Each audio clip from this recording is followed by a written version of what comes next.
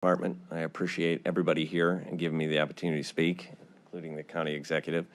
Myself and Captain Mitch Hauser drove to each of the 3 locations that are, I think, currently being proposed, as we understand, and did look at each. I understand that every city and every, different interest groups have different concerns and issues. For us, I represent the city of Euclid and our residents. The location, for us, it's imperative that it's in close proximity to the city of Euclid. We're, like most police departments around the country, we're short-staffed right now, and taking officers off the road to transport individuals to the jail puts a substantial burden on the safety of Euclid residents and our officers. On a second note, too, it makes it difficult for our residents who may have family members who may be incarcerated at this jail. Many of our residents don't have the means or quite frankly, they don't have cars to be able to drive to these locations.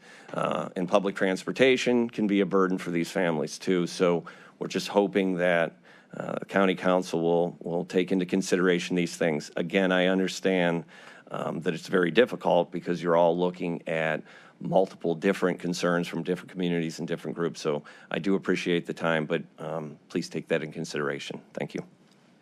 Lori Albright.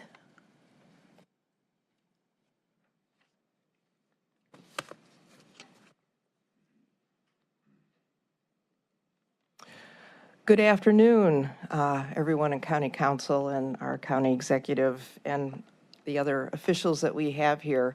My name is Lori Albright. I'm a resident of University Heights, and I am here to speak about the jail. I have been a member of organizations over the past number of years, including the Jail Coalition, including the ACLU Northeast Ohio Action Team, and including Greater Cleveland Congregations, specifically their criminal justice work that they have been involved in doing.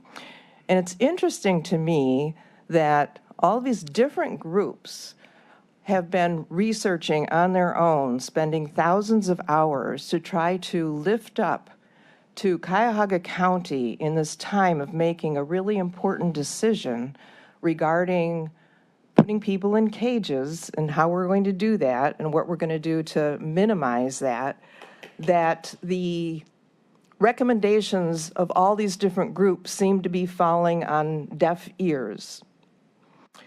You can avoid the should we put it here, should we put it there, if we just keep it where it is and instead devote our energies to improving the policies and procedures that are in place that cause the major problems. As just an example, and it was brought up a little earlier, there was great hope when the juvenile detention facility was built out at Quincy. Somehow that was going to solve all our problems at the juvenile facility, and that hasn't exactly happened. From my perspective, the main issues with the Cuyahoga County Jail have to do with what happens inside the walls, not the walls themselves. It has to do with a two-tier system of justice relying on cash bail, meaning you're free pre-trial if you have money and stay in a cage if you don't. It has to do with the lack of pretrial services. It has to do with a punishment throwaway, devaluing certain human beings rather than looking toward practices that will actually contribute to community safety. Spending millions of dollars for new walls will not change any of this. Might we not look to other communities that have found a much better path forward? What has been lifted up before, for example, Mecklenburg County in North Carolina, when faced with the recommendations for a new jail, that community said no, and the county staff retooled their policies and procedures using data to guide their efforts and have successfully kept their jail population to less than 50% of the previous levels.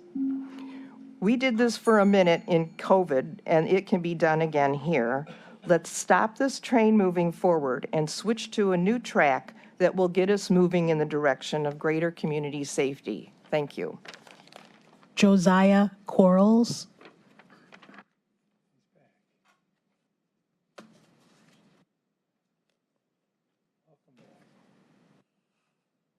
It's been a while.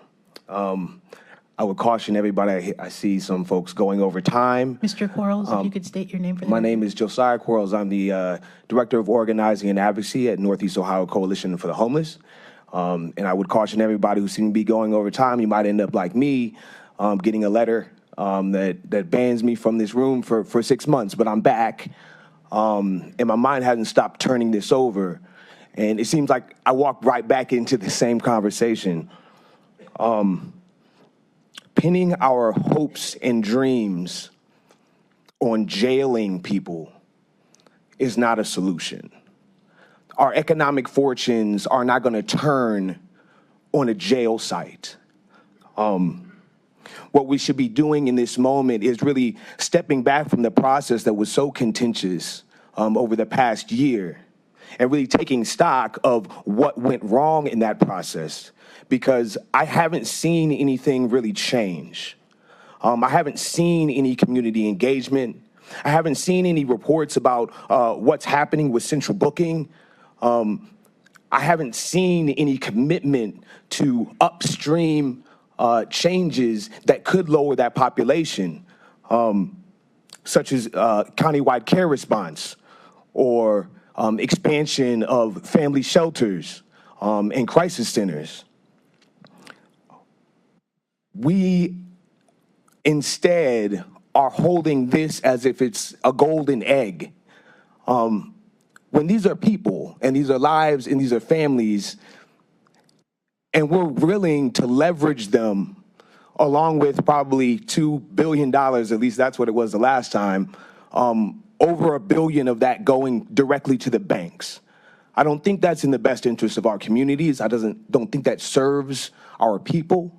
And I think we should take a step back from this process, and I would love to engage in an actual conversation because it's a difficult one. I know these are challenging decisions that you all have to make, but we should not make them haphazardly. And this is not about an economic boon for anyone. We have seen what that can do. When the previous sheriff's office thought it was a great idea to get revenue by sending everybody to Cuyahoga County Jail, which is what caused the crisis in the first place. I think we should be thinking about honestly committing to solving some of the problems that we have in the jail, rather than having our sights on some pie in the sky idea that a new building is going to fix all of our problems. I thank you for your time today, and I look forward to seeing you soon. Look me up at neoc.org and shoot me an email. I'm available. Thank you. Catrice Williams.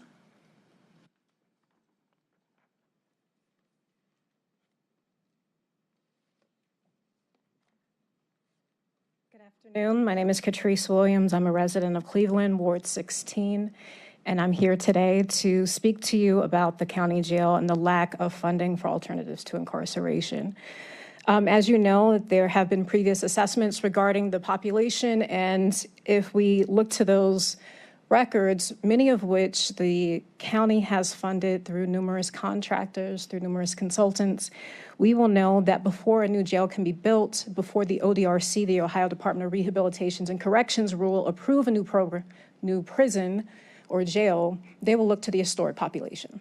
We know at the highest point in 2018, it exceeded 2,300 individuals. So that suggests they will not approve anything less than that. And we have to show a historic track record that we can get the population down before we can build a new facility. We have not been able to do that because since COVID, that population has been growing, and we have not prioritized system-wide integrated data management systems that will allow us to do a unique assessment of our opportunities to get the population down. Secondly, if we look at that consultant presentation, we'll see that the historic average daily population, just based on our trajectory, is going to exceed 4,500 people daily. So that means you need a minimum of at least 5,000 beds. So I'm not great on math, but that projects us somewhere over $2 billion with the declining county population, meaning that my property and sales tax will be going to this new facility. My child will be suffering. That's unacceptable. If we look at a high growth composite, it's 3,150 daily inmates, suggesting again that the estimate of 2,400 beds that we talked about last year is still not enough. So even the estimate of $1 billion will not be enough. Your sales tax won't cover it. And the last time I checked, our general budget is already stretched.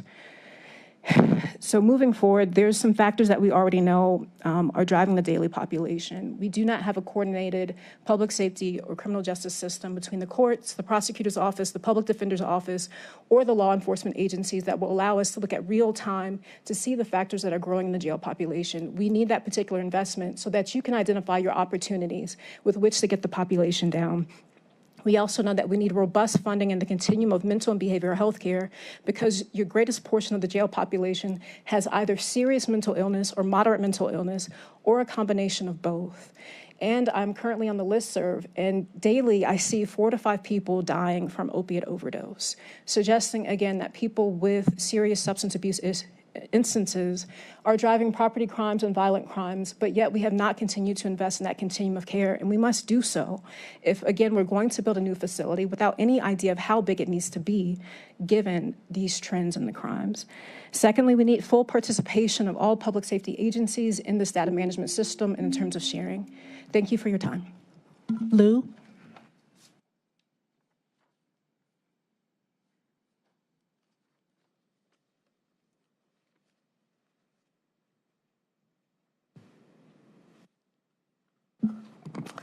Good afternoon. I have missed all of you back last month because I was in Washington, D.C. attending Poor People's Campaign's big event. So yes, I learned a lot from there. Some of the ideas can apply right here as what I have been telling you guys, sharing with you guys for a long time. A great city like Garfield Heights right now has to resort having a county jail as a means to boost their local economy. Is this what we call together we thrive? I don't think in any standard in this country, internationally, local economy can be boosted only by jail, a wrongfully executed judicial system. Mostly we have heard is about good tourism. So you have to have attractions to let people come into your place and let your local people to have a better quality of life. Is building a bigger county jail to house more people is really the way to vitalize our local economy in our Cuyahoga County or city of Garfield Heights or city of Cleveland or East Cleveland or North Olmsted, any of the cities, township, whatever we all have.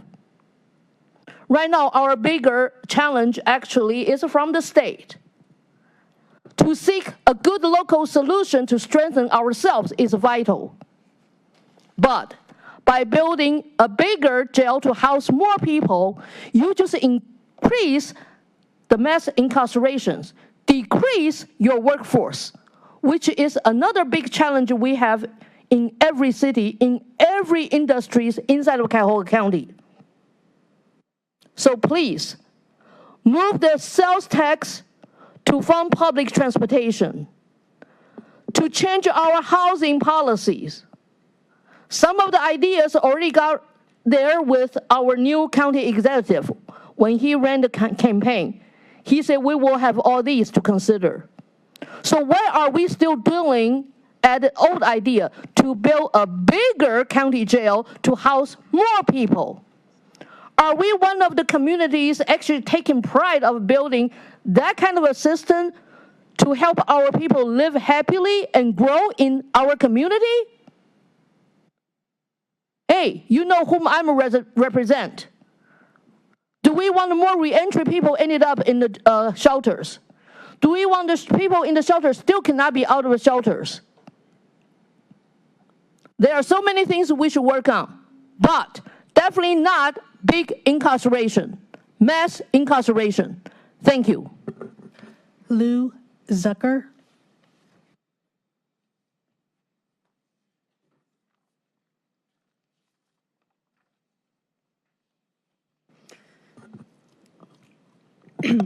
Excuse me. Hi, my name is Lou Zucker. I'm a resident of Cleveland Heights. Thank you all for being here today and giving me the opportunity to speak. So I am, excuse me? Okay. So I live in Cleveland Heights, and I am against spending $38 million on purchasing this site in Garfield Heights to build another jail. I am against spending $2 billion on expanding mass incarceration in our county. Cleveland is the poorest big city in the entire country, in all of the United States. And the trajectory the county is going on bringing in real estate and developers to build luxury apartments to maybe attract more wealthy people is not going to make the county better for almost anybody who lives here. And the combination of, housing prices just skyrocketing, where is the affordable housing? Where are people gonna live? It's a crisis.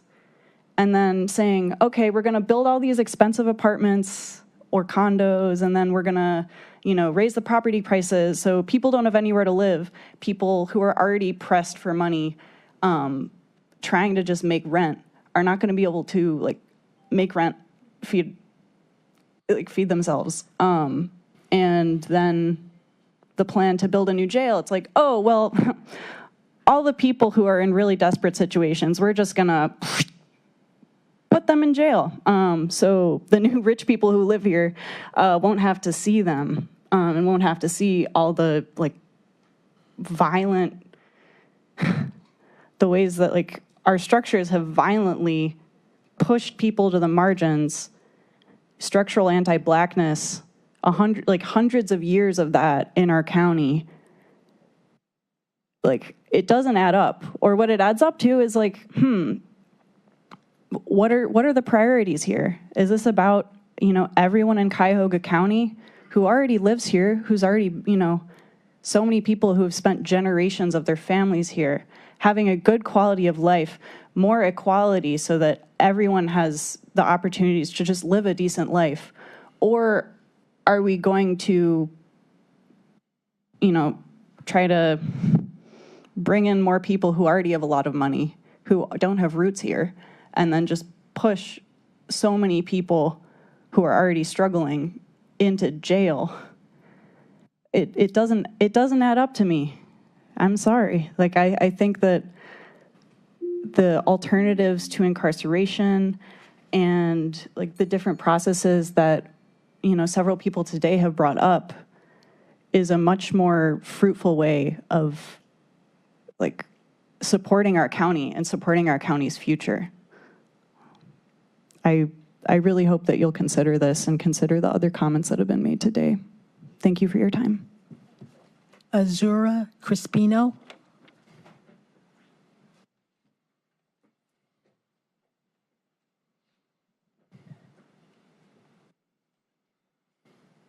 Hi, I'm Azura Crispino. It's a pleasure to meet you. I'm the director of PAPS, which is a pen pal to prisoners organization. I write to a great deal many people who have spent a lot of time in Cuyahoga County Jail. When I live in Cleveland, I live in Cleveland Heights. I'm here to tell you, please don't do this. There are so many better ways that you can spend your money in order to decrease the jail population and rehabilitate the jail that we already have. Specifically for Cleveland Heights, we have a small jail that can be used as a drunk tank. In addition, we need to be looking at how we can decrease the population of people who are in pretrial detention. We need to be looking at increasing diversion programs. We need to be looking at all of the CARES, not cages, solutions that can and will bring down our population. Why is it that what we could do as an emergency measure under COVID-19, we're not able to do during times of peace? My husband spent 17 years incarcerated in ODRC, effectively over a stupid crime of property, okay? Don't rob stores, people. But I wonder if he had had the opportunity to become a web developer, if he had had educational opportunities that would have allowed him to strongly join the workforce in Cleveland, what might our lives look like differently? I'm a community college professor. I teach ethics. I mostly train nurses.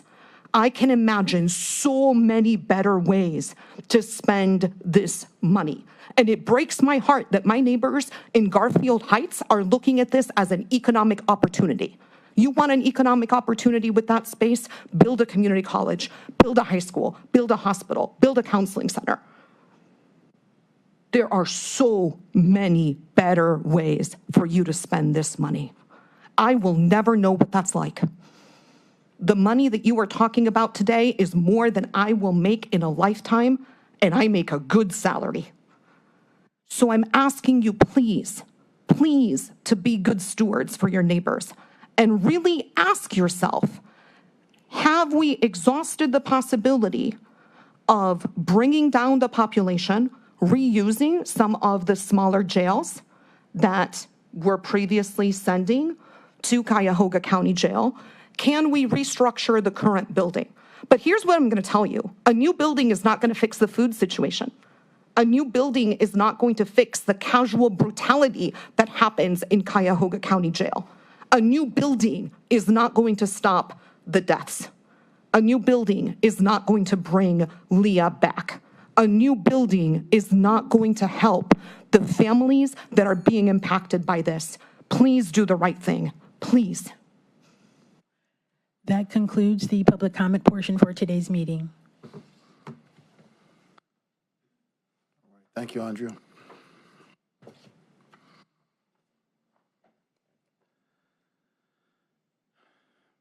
This time, welcome to the confirmation hearing at which council will consider the appointment of Harold A. Patel as the Cuyahoga County Sheriff.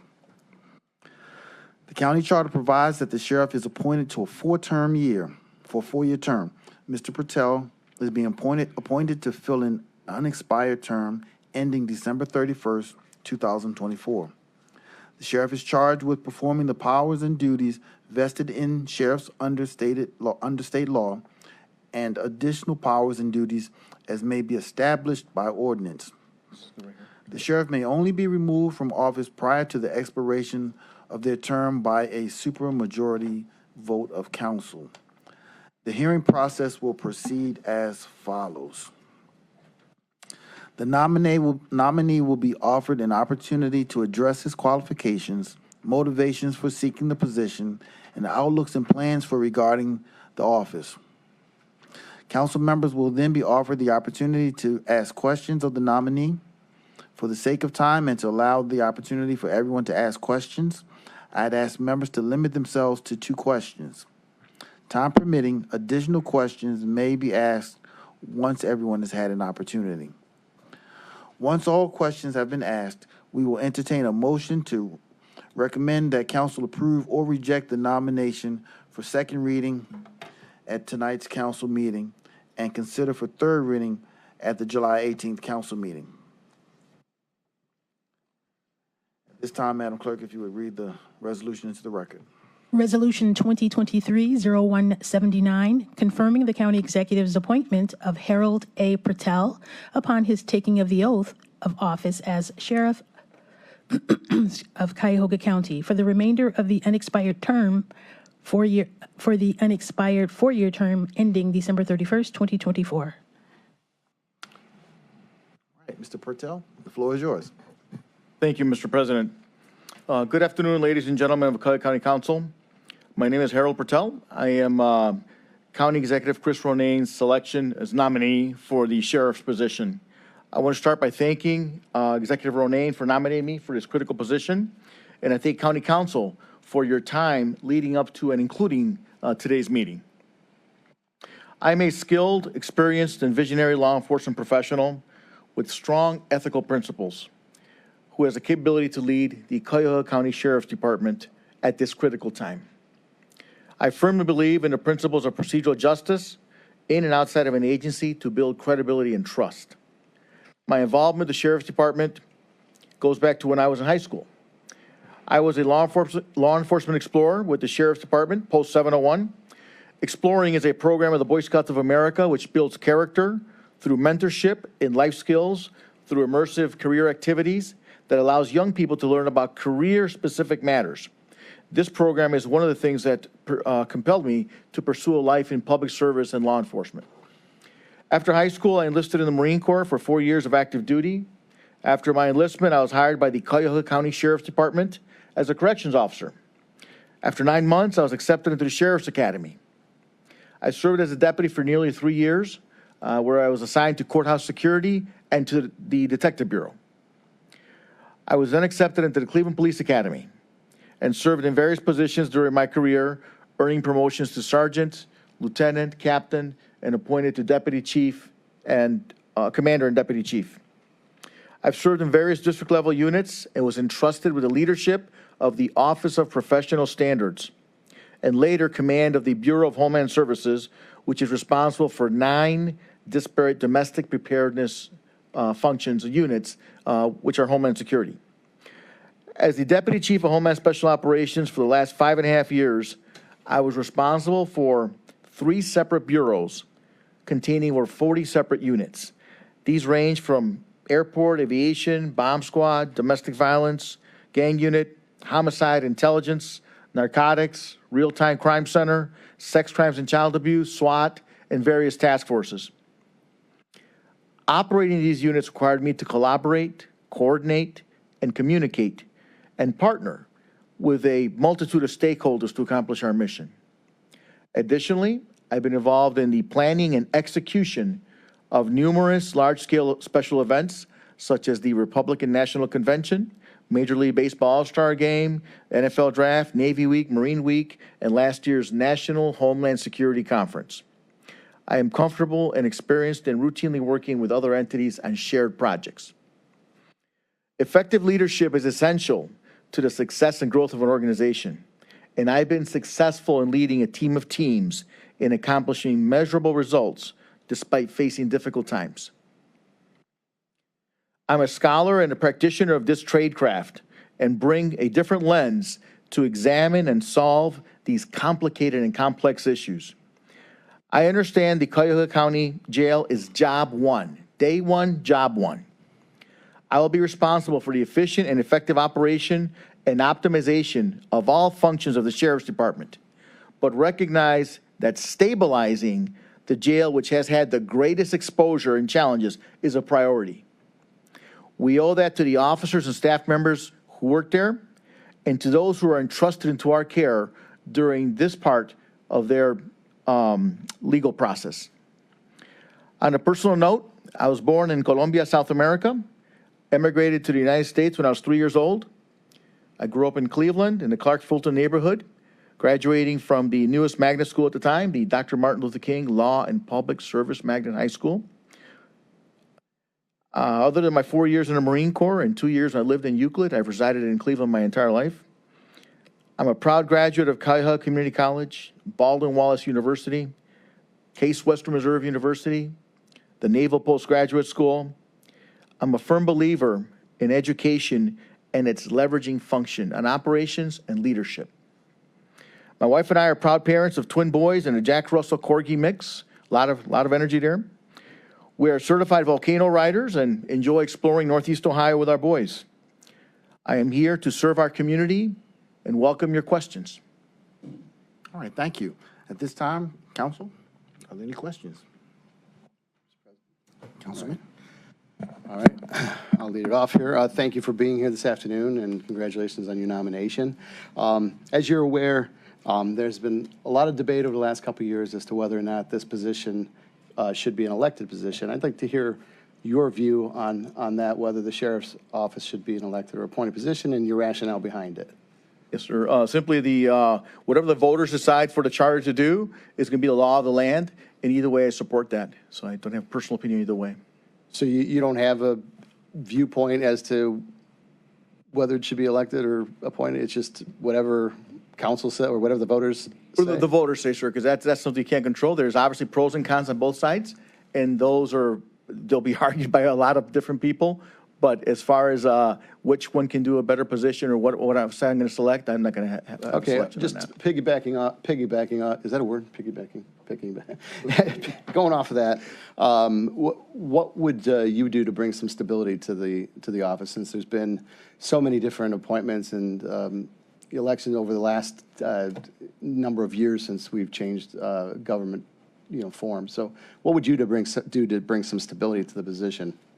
Thank you for the question. To the chair, to the councilman, that's going to be a matter of, number one, engaging our staff. Our staff needs to be employed. They need to know they're valued. So we have the correction officers, protective service officers, deputy sheriffs, and additional professional staff. I think, number one, they know that their work is valued. We value what they do, value them as individuals, and we provide a way forward for them. And that includes moving promotion-wise, moving to different assignments. And let's just use some examples of PSOs or correction officers into the deputy sheriff realm or other positions. So that's something I would do. So staff is number one. Additional staffing. They are strained. They're very short, and the workforce is short, just like it is across America. Enhanced recruitment efforts, which would give us additional staff on board. Number one, we're going to have more staff here to spread the weight, and we'll bring additional talent on board.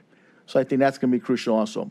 The other part is I think that there is a lack of clarity on the sheriff's department's function throughout the county in the law enforcement community. We need to dial that back a little bit and share with our partners out here in all the different suburbs. We are here to work with you and support you. Don't know how much has been done, but I know that's something that adds to the morale and the self-esteem of our agency. And I know that's something that we're going to have to do. All right. Councilman? Thank you, Mr. President. Congratulations on your nomination. I enjoyed our talk we had the other day. Thank you, sir. What experience do you have with the correctional facilities? Were you involved with the Cleveland side of this at all? Through the chair, through the councilman, no, I was not peripherally. I was involved in the centralized booking project as far as attending meetings and routine involvement there. But my correctional experiences, I was a correction officer in the Cuyahoga County Jail, so I can speak to that. When I was a Cleveland Police Sergeant, I was the officer in charge on many occasions of the jail in the 2nd District. I believe that jail holds about 42 people or so. So I had that experience on a regular basis when I report to work, make sure that everyone's okay, make sure everyone's where they should be, and make sure the institutional guards, which were the correction officers at the time for the city, had everything running as it should be.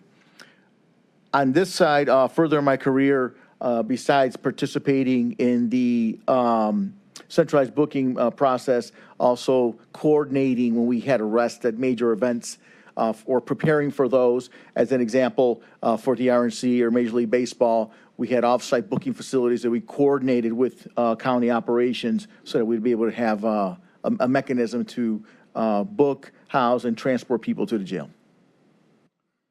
One more question, if I may, Mr. President. You're required to get a certificate. There's 4 different certificates. You're required to have one of those within a year of being appointed. Do you have any of these yet, or we have any issue getting that within the first year? Through the chair to the councilman, the National Sheriff's Association offers a course in correctional management, and that's something that I will enroll in September. Thanks, Chief. Thank you, Mr. President. Thank you, sir. Further questions? Councilman? Thank you, Mr. President. My colleague, Mr. Tuma, opened up the dialogue as far as elected, non-elected, so I'm not going to go down that path. I am going to go down the path that we, as a body, submitted to the voters, and you, again, said the voters should be the strength of where these things go. And we actually had support from the voters of an amendment granting what we believe to be an independent sheriff going forward. And they were supported, and that instead of being dismissible by the county executive, it takes a supermajority of this body to eliminate that.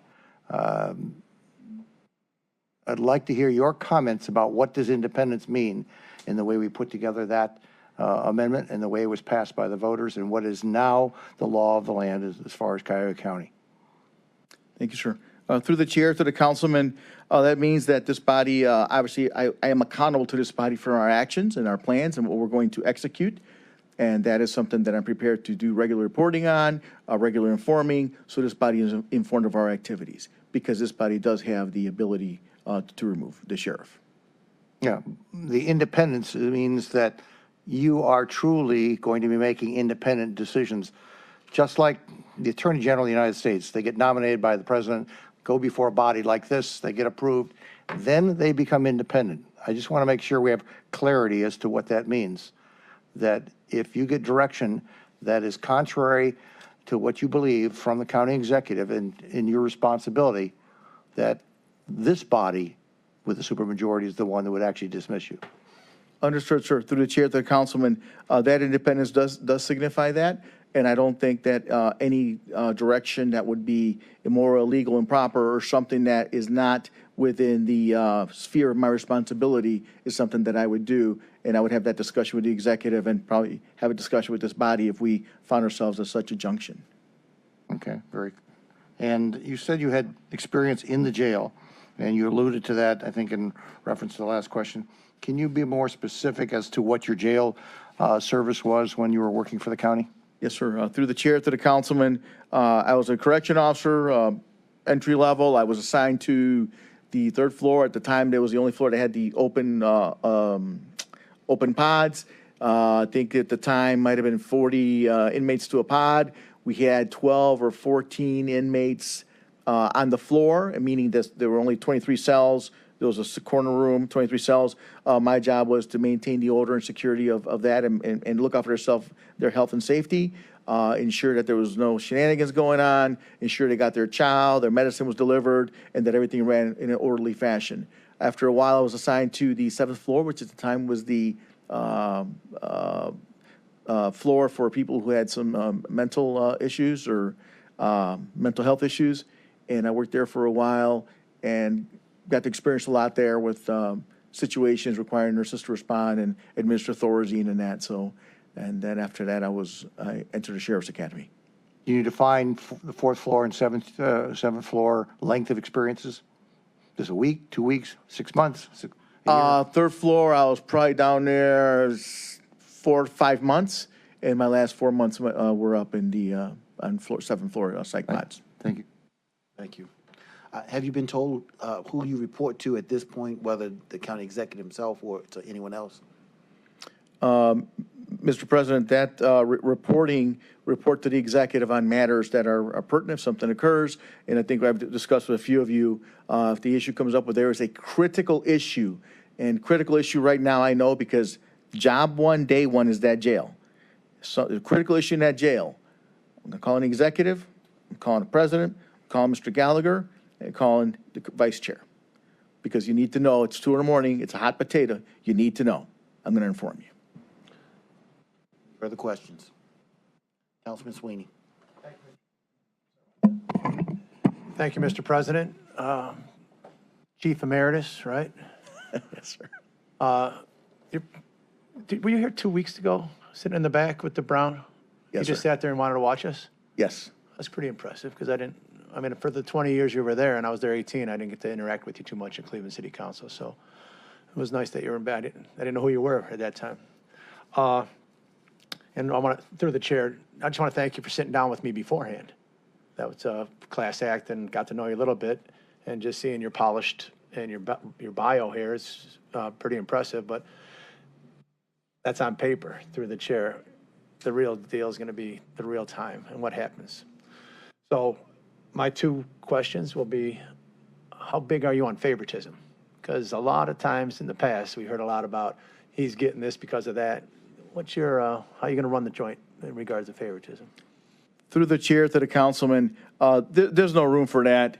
That we've all heard that, who you golf with, who you play cards with, et cetera. Decisions on assignments, transfers, et cetera. First of all, there's a collective bargaining agreement which governs some of that. And those that are outside of the collective bargaining agreement based on competency. Competency for the position, that's something that is foremost in decision-making. Why? Right person, right job.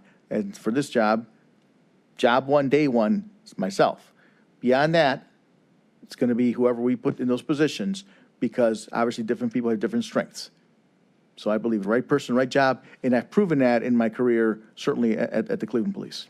And through the chair, just a follow-up. Hey, man, I need to get this person a job if someone tells you that. What would your answer be? Through the chair to the councilman, I know we're always hiring, so I would ask the councilman, please inform the job seeker to go to the website. There's a process for that, and tell them to hurry up and get there. And if they have trouble, you'll teach them how to go through the website. That's exactly it. Okay, question number 2 is on the question of report. Report can be defined 2 different ways. Report to in a hierarchy system, you report to the executive, you report to the council. The other way to define report is reporting, saying what is happening. So if you can talk about those both definitions in your world in the independent way that Councilman Schron or Chairman Schron stated, because that's very, very important to me, that you have the independence, but we need to know what's happening, because we have the responsibility to remove. And if something we don't know about, it's going to be critical to our thought process. Mr. Chairman, through the chief. Through the chair to the councilman, thank you for those definitions, sir. A couple things on reporting. One thing, as I mentioned earlier, is a hot potato. We have a critical incident, whether it's something that happens in a correctional facility, whether it's an officer-involved shooting, one of those deputy-involved shooting, one of those situations. That's critical, and I certainly inform executive, the president, Mr. Gallagher, and Ms. Conwell. That's standard. Outside of that, if we have anything that's a major planned event, something of a bigger magnitude, but that's routine, obviously I'd inform the executive and inform the council. Reporting on, I don't want to say mundane, but routine activities, routine numbers. What is the jail count? How many hospital runs did we have? How many resignations? How many people did we hire? All those uses of forces, those types of reporting. I am prepared to come in front of this body and inform you, here's where we are on those. I'm also a big fan of creating dashboards so people can access those. But dashboards, they're valuable, but you really need the context that I would provide. And I am prepared to come and provide that context as a form of reporting on those topics. Mr. Chairman, thank you, and I'll wait for my turn for another question later. Councilwoman. Thank you, through the president, to almost sheriff. We met and discussed several issues of concern regarding the jails, one being diversity, equity, and inclusion with staffing, RFP contract language. We also talked about drug usage and how inmates are getting the drugs. We talked about food issues where only $1.04 is being spent for meals currently. So my follow-up questions to that, to some of our discussions yesterday, would be the food service contract with our current vendor, as you know, is currently expired. This is a 3-part question. What is your recommendation for the food contract moving forward? That's number 1. Through the chair to the councilwoman, that's something that we have to review and see exactly where we are. I do see that it is expired. I have noted in the media how many different things have been going on with it, a lot of stories on that. Clearly a cause of concern. That is an urgent matter. Actually, it's probably beyond urgent. It's an emergency. It's not just urgent, it's now an emergency. So we should examine that and see what the most prudent course of action would be. I'd have to sit down with my staff and certainly somebody from county law and see what the choices are that we have at this point. And part 2 with that question would be, do you believe there is a conflict of interest between the food vendor and the commissary vendor, which are both subsidiaries of the same parent company? Through the president, through the chair, to the councilwoman, that is another matter that's also obviously out there in the media. And I think that there are some legal concepts which allow for that. However, not knowing that and I think having county law weigh in on that would be important because they can determine what the relationship is between those two companies and their parent company and what was revealed probably during the onboarding process or the RFP process, if anything, which may impact that relationship. And third part to that would be, we have an obligation to ensure that the inmates are treated in a human manner, which is a humane manner. What is your plan to ensure that all inmates receive nutritional and acceptable food products? Through the chair, to the councilwoman, clearly the jail, the food there has always been an issue. However, there are standards from the health department, state, local, and federal guidelines that we should adhere to. But beyond just simply the nutritional value, it's important that we also have the proper presentation, we have the proper temperature, et cetera, which are areas which we should make sure that any vendor is adhering to. Because you're right, just to say, oh, it has the right amount of calories and vitamins doesn't really cut the bill. Councilwoman? Thank you, through the chair. Good evening, how are you? I enjoyed our conversation.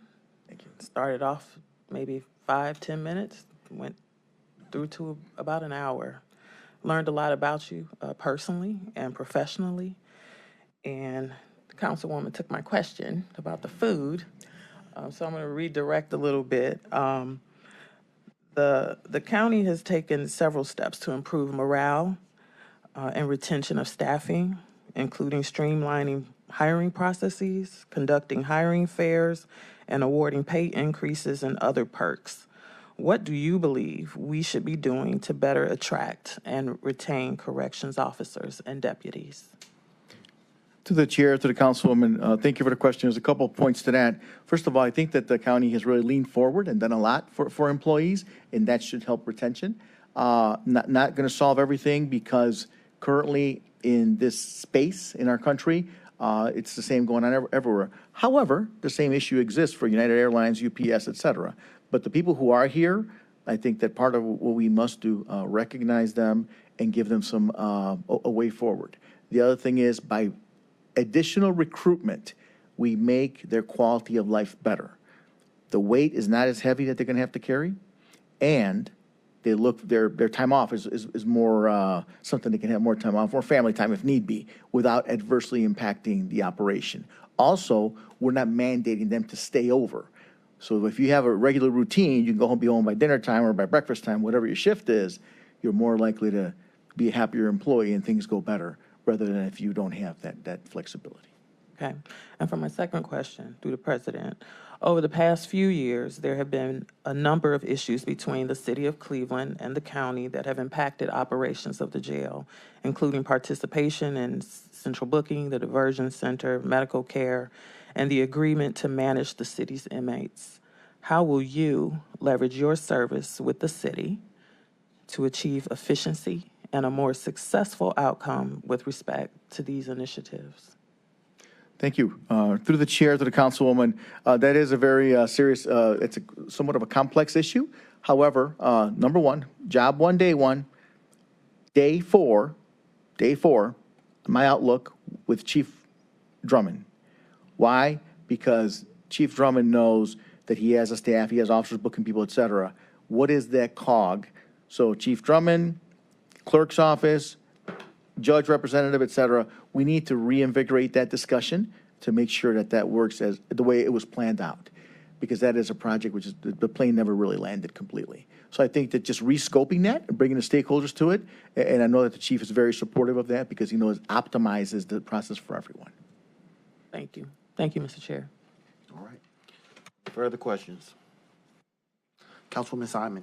Thank you. Congratulations on your nomination. I look forward to learning more about you. I have a question whether you are aware of a constitutional sheriff movement. Have you heard of that? No, ma'am.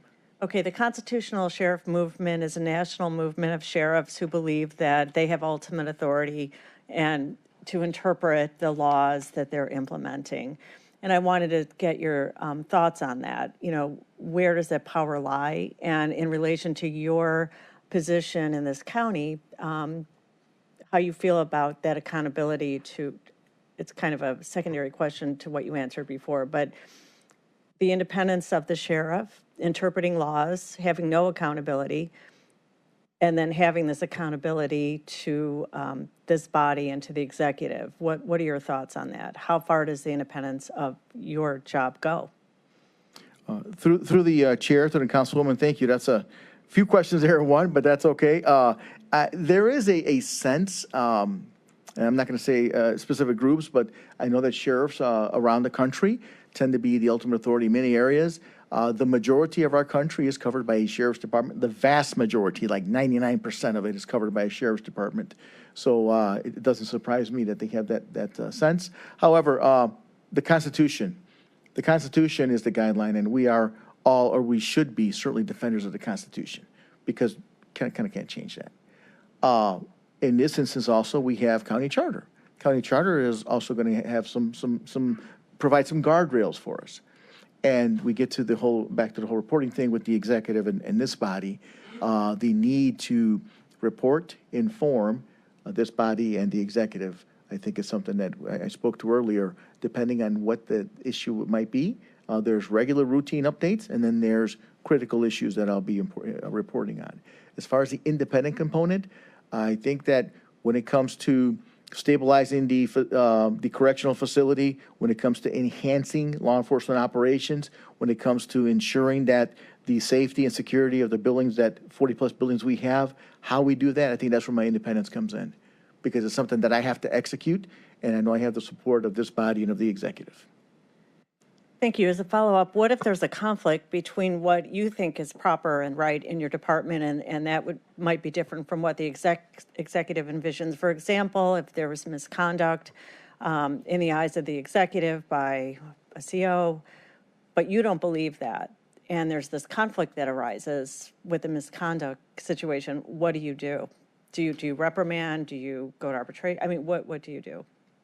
Through the chair to the councilwoman, there's obviously a couple things there. There's collective bargaining agreements. There are laws in place. And I've certainly been in a position where we've had to conduct hearings and push forward with disciplinary action to and including removal for various infractions. So I don't think that that's something that would, again, talked about illegal, immoral, improper. Don't think that's something that would be really debatable. And lastly, as part of this question, would it be annoying to you to have to report to somebody who's not in law enforcement, an executive who does not have the knowledge and the vision that you have, and this executive, and it's not in particular to our current executive, but in general, somebody who just doesn't have your experience and they're telling you what they think is right? Would that be annoying to you, and do you decide just to throw up your hands and leave because it's frustrating? Through the chair to the councilwoman, no, those of us who operate in law enforcement, the military, we clearly understand civilian leadership, and Joint Chiefs of Staff reports to the president. The president is not a tactician. However, you hire experts for a reason, and I use that term loosely, but you do hire professionals in the different fields, whether it's law, finance, sheriff's department, who kind of know the best way there and know the reasons for and can provide the appropriate context, defensible context to those such as this body or the executive as to why we should choose a certain course of action. I'll yield for now. Thank you. Thank you. Thank you. Further question, Councilman Miller.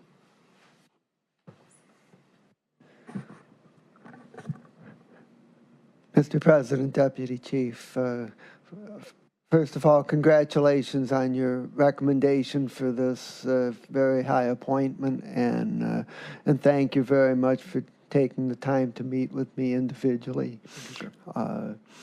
My first question relates to pretrial detention. We've had we've developed a diversion center. We have central booking. Some efforts have been made at bail reform, and yet we've made relatively little progress. And my question is, what can the sheriff's office do, either working through its own operations or working in concert with the many other elements of the criminal justice system in Cuyahoga County to reduce pretrial detention and reduce the jail population. Thank you, sir. Through the chair to the councilman, a couple different things with that. First of all, it is an absolute that we must work with our partners in the justice system and beyond. There have been a few things made, and you mentioned them, sir. Certainly the diversion center, centralized booking, et cetera. Whatever's done, what wasn't done, I think that it's a matter of marketing, and I'll use that term loosely, to market it appropriately to every law enforcement agency in this county so that every officer and every sergeant and every lieutenant is going to have that in the back of their mind when they have an arrest which fits the diversion center. And that's one way, I think, to be able to get people the help that they need through the use of the diversion center, increase the use of the diversion center. So that's something I would look to partner with the Cuyahoga County Police Chiefs Association and other groups here, just to bring them to the table and say, hey, and here's something else. You can bring the guy in 10 minutes, you could be gone. Okay, so it's a time saver. So that's one thing. The other thing is I think that although we are collaborating and partnering all these, I do think that the sheriff is the center of gravity of that, because obviously it's our facility, and I think that we also need to ensure that that program is going to work the best as possible, decentralized booking, and that's why my meeting with Chief Drummond, with the clerk's office, the judges, is critical, because we have to see what is it that's going to get us there. What do we have to do to actually unstick that? So those two things, sir, and also any other opportunity we have to off-ramp people before they get into the system, clearly.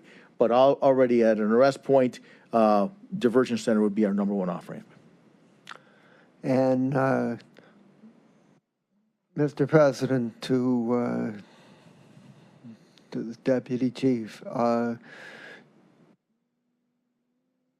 do you agree that pretrial detention should be a matter of public safety and flight risk and not related to ability to pay? Through the chair to the councilman, sir, that's interesting there. No, number one thing with pretrial detention is public safety, critical. Ability to pay, separate topic. Public safety, number one. There are some people who, because of their actions, they're crime drivers in our communities, they need to be incarcerated as they go through the process. As they go through the legal process, if they make bail, that's a whole other story. But as far as pretrial detention, what do we think about keeping people there? If they can get out, let's get them out of jail. We can reduce that number as much as possible of those eligible for release based on their offense. Uber crime drivers? No, I don't agree with that. So. Okay, and the second area I'd like to ask about is the whole area of data collection, and particularly as to how it relates to decision making. We had a hearing in the Public Safety Committee just a month or so ago, and we heard testimony to the effect that a fair amount of data is collected, but very little use of it is made to actually inform actual operational decision making. And my question is, how would you develop and implement a more focused attitude as to what data is collected, why it's collected, what decisions it's used to inform, so that we actually make good use of information that can be obtained? Through the chair, through the councilman, a couple things with that, sir. First of all, just a little background. Being the deputy chief over at the Real-Time Crime Center, we created the Real-Time Crime Center a few years ago, and that's real-time intelligence. That's real-time intelligence that officers on the ground and leaders on the ground can make decisions on to get things done. So having said that, I'd have to assess what systems the Sheriff's Department has in place, what databases, et cetera. But before we do any of this, what metrics are we interested in capturing? What is the reason for capturing those metrics? And having those metrics, what actions can we take? Because if we're just collecting them just to collect them, that's just a waste of time for somebody. Even though it may be automated, and it should be automated, 2023, stuff should be automated. Even though it's automated, it's something that we're wasting time on and wasting money on. So let's identify those metrics. Why are we collecting it? What are we going to do with that? And I agree totally, sir. Real-time decision-making, certainly in the correctional facility and beyond, is something we should strive for. And that's something that one day you may have a presentation about systems that we are in need of, which will allow us to optimize our service delivery. So, Mr. President, to the Deputy Chief, I just want to say you've done a very good job of giving short, concise, and yet informative answers to my questions and in my opinion, to my colleagues' questions. And so I just want to commend you for that. Thank you, sir. All right, Councilman Gallagher. Deputy Chief, welcome. Thank you. Thank you for meeting with me last week. It has come to our attention,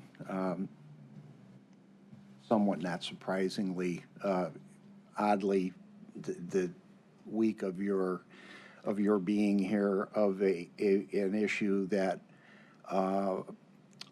where you or the commander allegedly over some individual is going through a process today on a disciplinary action. I don't want you to comment on that. I find, number one, that it's been dropped to us this week interesting.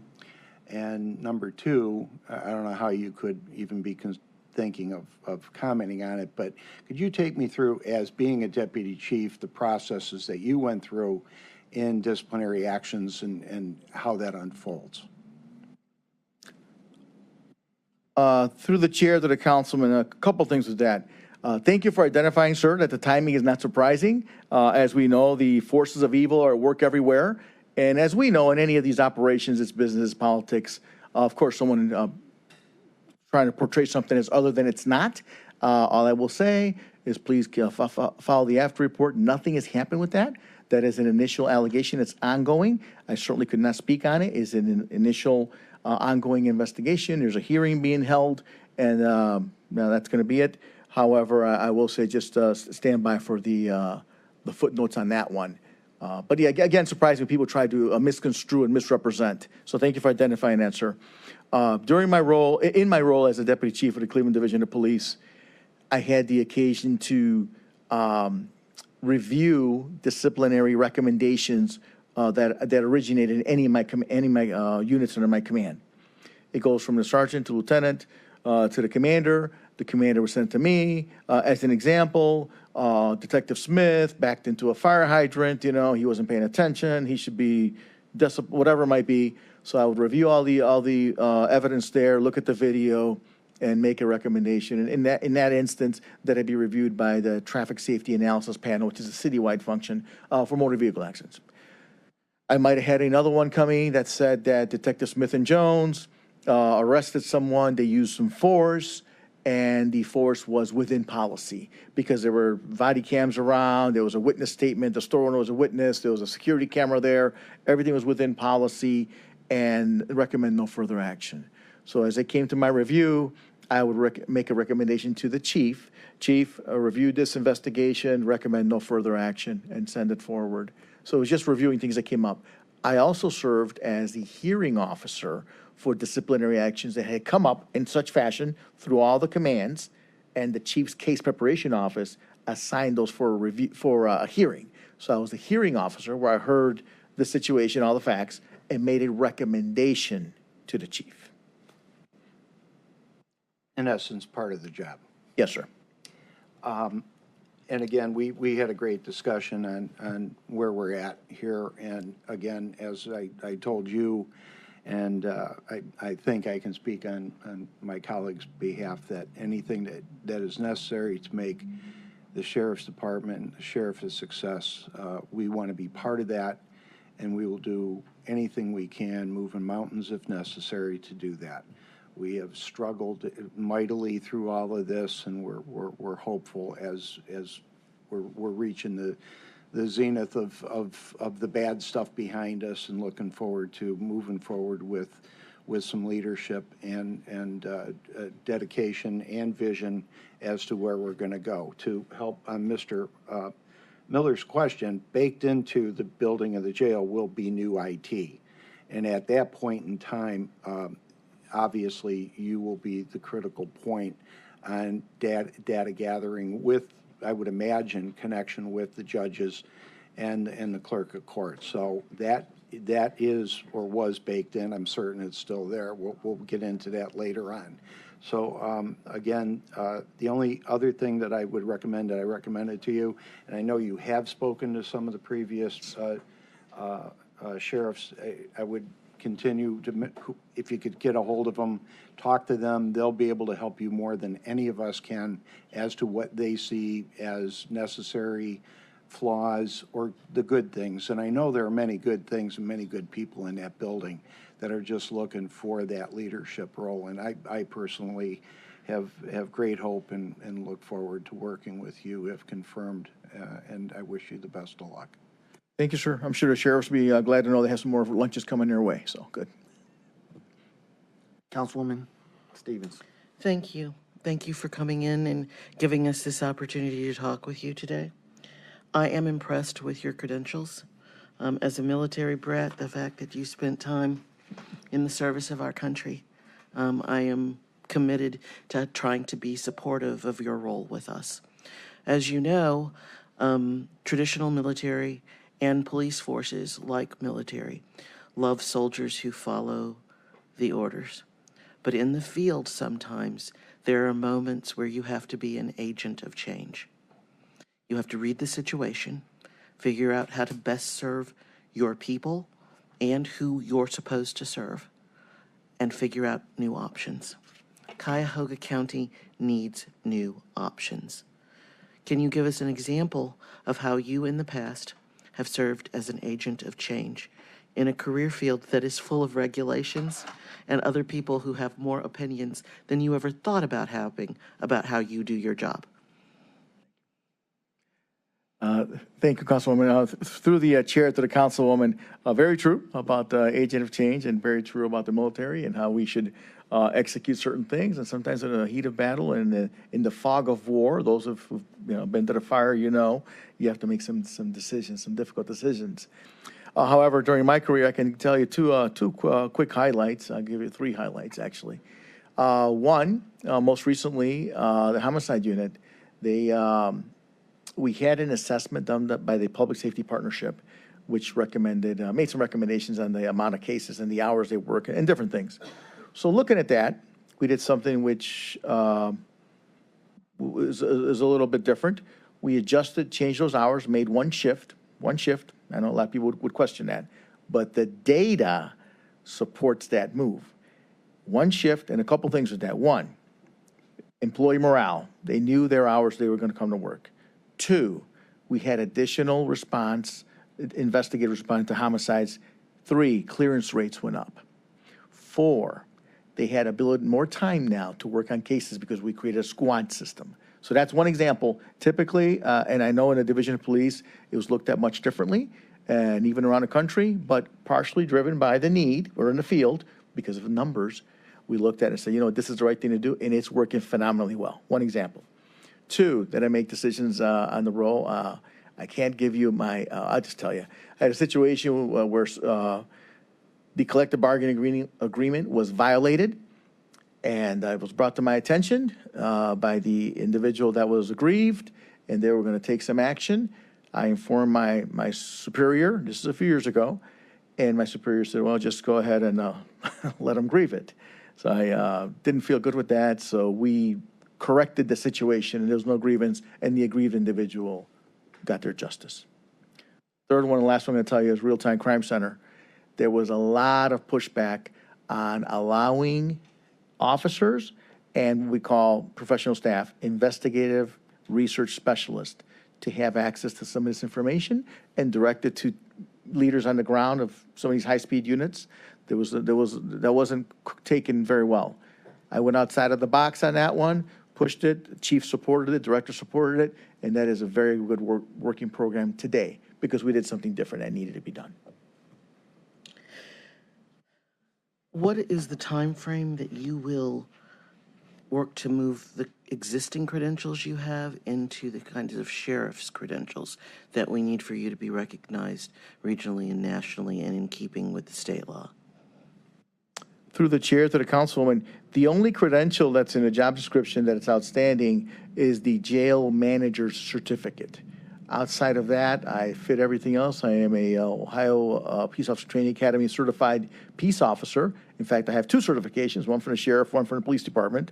I possess a bachelor's degree in criminal justice and live in Cuyahoga County. What else is? But then the jail manager. Okay, that was the only one you Yes, didn't ma'am. have? I'm sorry. I did see that you had the degree, but I thought there were 2, not just 1. Thank you, Mr. Chair. Well, Mr. Patel, first I want to commend you and your proactive effort to just meet with each of us, as many of us, I don't know how many you met with, but just individually, just to give us that opportunity just to get to know you a little better. And I appreciated the time that you and I spent beyond just being able to answer questions in this format. So having said that, and listening to the tenor of my colleagues' questions and thoughts, again, we've been here 12 years, close to 12 years, and prior to the executive, our county executive, Chris Ronay now, we have a wealth of experience over these 12 years of how that relationship between the executive and the sheriff has played itself out over these 12 years. Again, as I listen to my colleagues, Councilman Sweeney asking about reporting, and I agree with him. There's 2 reportings. There's a reporting where you're sharing documents and information. You can do that with us, with the executive, and I appreciate the time and the willingness to share that information. But the other reporting is, as our councilman brought out, was one that really, if I use my own term, who do you get permission from? You know, report and permission. That is the one that has been at the root of 12 years, in my estimation, of 12 years of interaction with your dynamic as being not like your colleagues, as Councilwoman Simon mentioned, 88 other executive sheriffs across the state. They have the absolute power given them as an elected sheriff. But you join that room where you are part of our government structure as a row of managers. So there's a different dynamic there. But how that relationship works is our experience it's been critical. It's at times over the past 12 years been the breaking point in my estimation. So I'm saying this or sharing this more just to say it again, the way the people have voted to structure our county charter that says you are removed by this body, okay, now, we would like to see a transparency around just how that dynamic works. If there are moments when, as Councilwoman Simon said, in your professional experience, there's a difference of opinions, there may be discrete ways, or I don't say discrete, but just share with us. Let us know.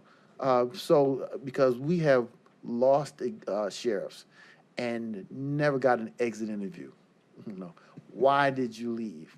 They expect us to know, and they've moved on, and you figured out for yourself.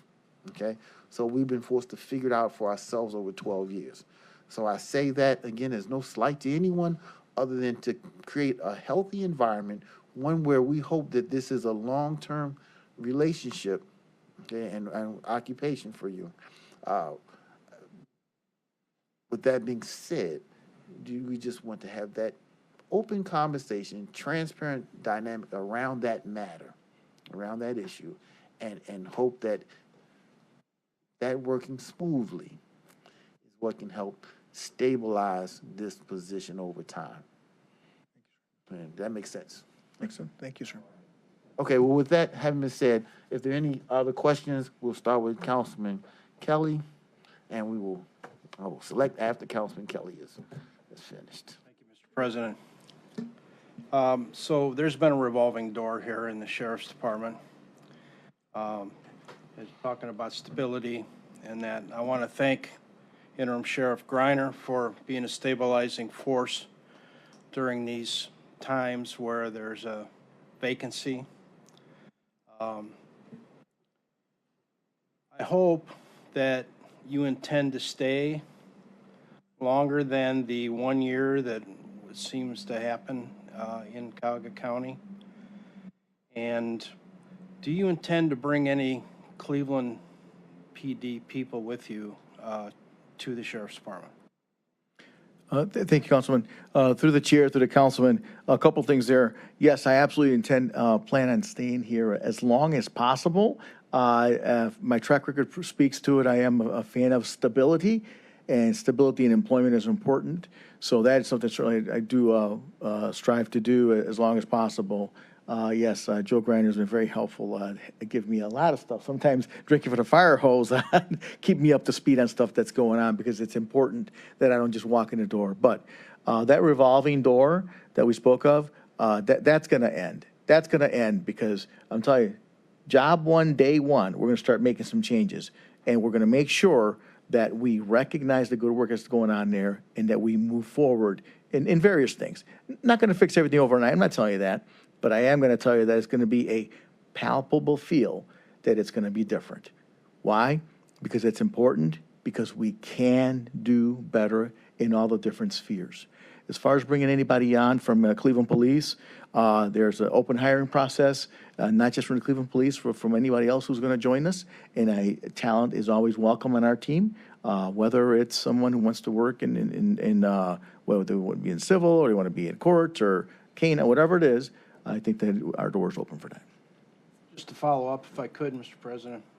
So I asked that for one reason, is we have professional people working in our Sheriff's Department that are in different levels of management, if you would call it. And I would hate to see any of them get pushed aside for someone coming in from the outside, and that their jobs remain stable, and that's where I'm going with this. Through the chair to the councilman, thank you, sir. I appreciate that.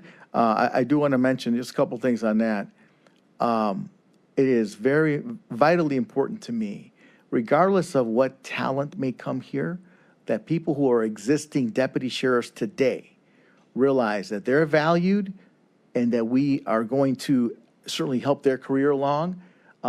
It's not about, I got a guy who knows it all from, he investigates sex crimes, bring him up. It's not that. It's not that. Because there's a lot of talent in the Sheriff's Department. We're going to certainly highlight that talent. And that is something, if currently, I think, Joe can probably tell you, but we have hired probably 6+, maybe 8 Cleveland policemen in the past few months. So they're coming over by the droves, continue to come over. So that is a good point to note, but I think that they're coming over. I think they're being assigned kind of like any other brand new deputy. I don't think there's any preference there. I don't think that just because someone's a Cleveland policeman, they come in, that guy goes right to the canine unit because he's an expert. That's not the case, sir. Thanks, Chief. Thank you, Mr. President. We will continue down the line from 1 through 11. If you have a question, if not, pass to the next councilman. So, Mr. President, thank you very much, and I'd like to follow up on your commentary about the relationship between the sheriff and the executive, and to the deputy chief.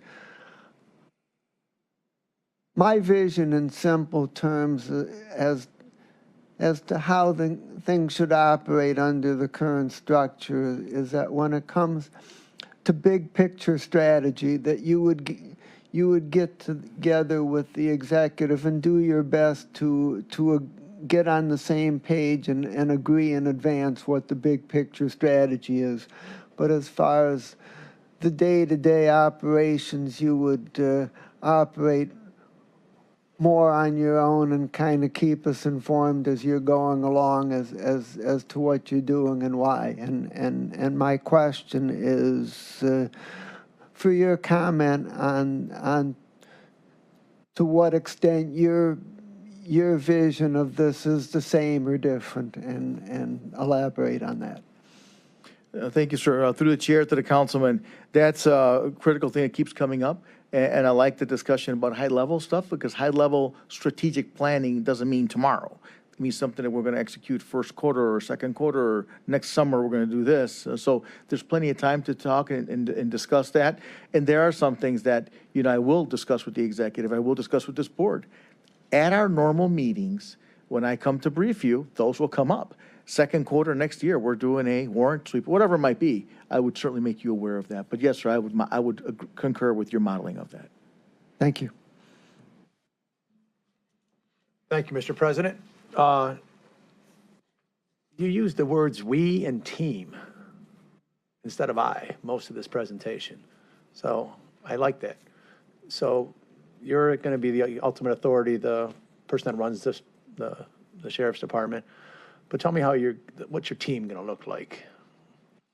Through the chair to the councilman, I am a collaborative leader, but at the end of the day, I am responsible for the sheriff's department. I am responsible for the jail, for everything that goes on here. And as such, I'm going to own that. Good. And I'm going to own that report back to this body, to the executive, so you kind of know what's going on. But we, meaning my team and my team is beyond that at the sheriff's department, because there are other partners in here. There are other law enforcement partners that are part of the team to make things happen.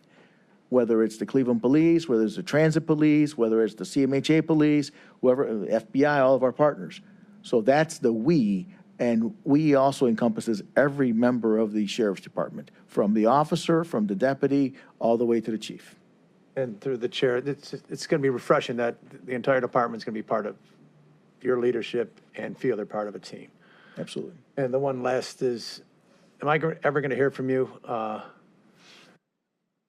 It's not on me. This person did it or told me how to do it. Am I going to hear that? Through the chair to the councilman, no, sir. No, sir. I'm going to own this. This is mine. You got my support. Thank you. Thank you, sir. All right. I appreciate you being here today. And, one of the reasons I asked you about the elected versus the appointed position is because every time there is something bad that happens in that jail, there's 4 or 5 people up here who start whispering in my ear, I told you so, because we discussed this for 2 years as to whether or not we should go with an appointed or an elected position. And, I was one of the leading proponents of having it appointed because I thought that it's about the person in the position as opposed to, getting politics involved. I wanted to try to keep the politics out of it. But I'm glad to hear that you plan on being around and that you want stability. I like hearing that for sure. My question to you is, in the event this body decides to change to an elected position, would that be something you would consider running for, or would that be something that you would not be interested in doing because it's an elected position and you have to get involved in all that process? Thank you, sir. Through the chair to the councilman, that's a tough one there. But seeing where I am with that, I'd like to maintain the position here. And if the order of the day became that it was elected, that's something I'd have to consider. Obviously consider, I'm not the guy that's going to take my toys and leave. If that's what it took to remain here, then that's something I have to consider. No, I appreciate that. And I'm not saying you need to announce a candidacy or anything like that here today. No, but I appreciate the fact that you'd be open to that, taking the responsibility of the office over anything else, whether it's elected, whether it's appointed. I'm glad I'm hearing that from you. So good luck to you in the event that you get the votes here. And please keep the open dialogue and the open door policy with council. We've said this to prior candidates, and they've really not taken us up on that. And I know Councilman Gallagher has pulled his hair out over this, But again, we are here to help you. We're not here to hinder you. We want you to be successful. We want the jail to continue to function in a humane and efficient manner. So congratulations. Thank you. Thank you,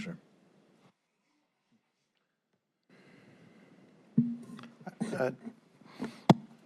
I know that giving positions on going forward that's not really the right way to be asking questions to you in this position, but I'm going to go the reverse.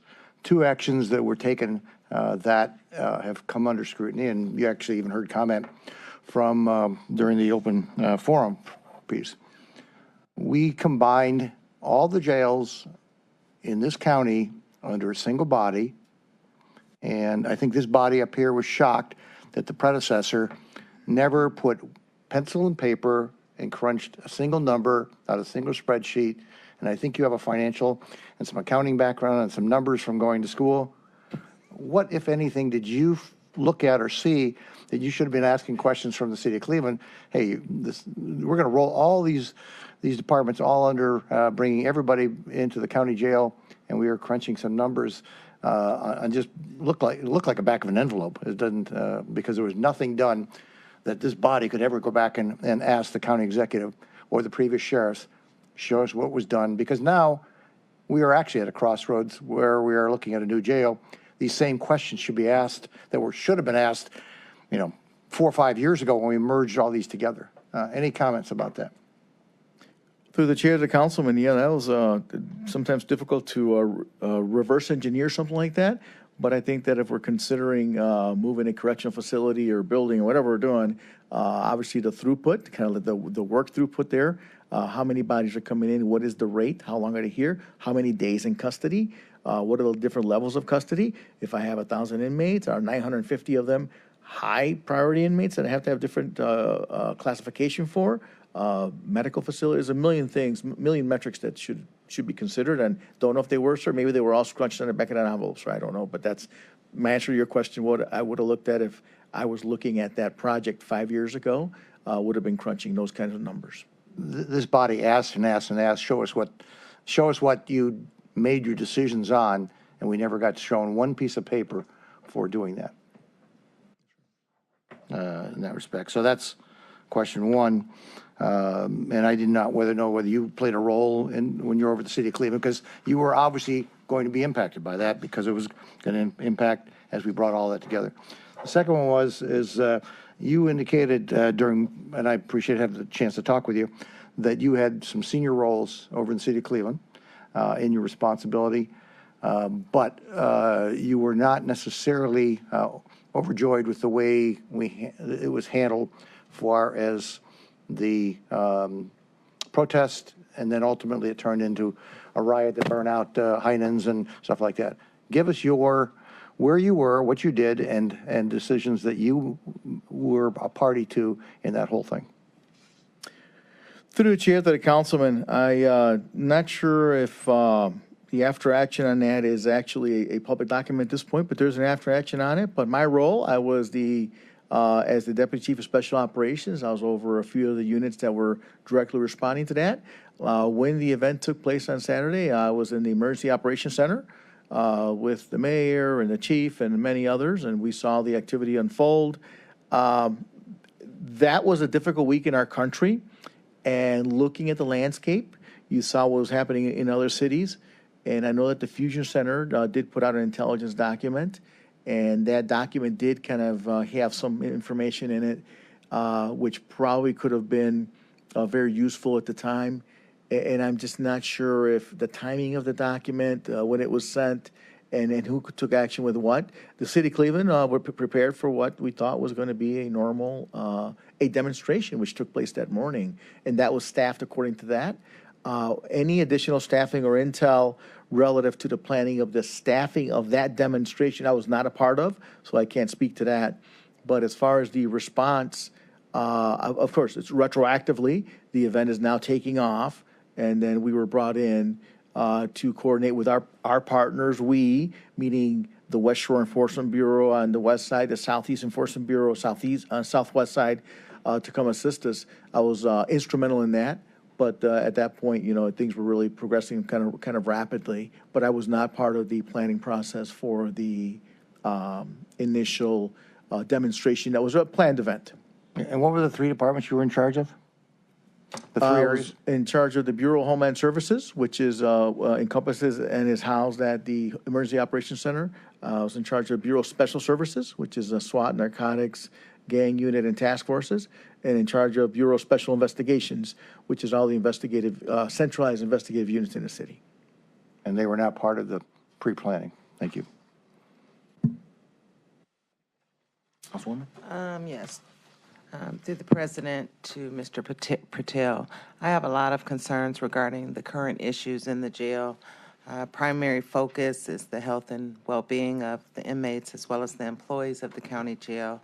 And this has been a key statement from members of the body and residents of why a new jail is needed. What role do you believe the sheriff should play in planning a new jail? The jail currently houses approximately 1,600 to 1,700 people. In designing a new jail and understanding that the sheriff does not control the population of the jail, what do you believe the rated capacity should be? Thank you. Through the chair to the councilwoman, a couple things there. First of all, I think that the sheriff, I should play a key role in the planning of the jail, of the building and the planning of the facility. And as such, I certainly already planned on having some representatives present on that from the correctional facility. Why? Because those are the experts doing the job. The other thing was the number. That is it is not an arbitrary number. That's what the number is today. So I really cannot put a number on what it should be. There's a lot of variables involved in that. Certainly what we're booking in and what we're taking in and what the judges are doing, so we can't control that. So I can't speak to that number now without any more data. And just to add to that, and so you stated that you do believe that you should be involved in the planning of the new jail. Have you had a chance to look at the diagrams and the things from the previous discussion of the jail? I'm sure there's plenty around for you to have taken a look at and form some opinion. To the chairman, to the council, yes, I have. Just a follow-up to that, the county executive and I visited Franklin County Jail, and that sheriff there was very instrumental in everything that was done in the building of their facility, very knowledgeable and very helpful. Your comment about your desire to be involved, it's just really day one for you, so I don't know if this question is fair or not, but I'll ask it anyway. Have you been engaged yet in the conversation around?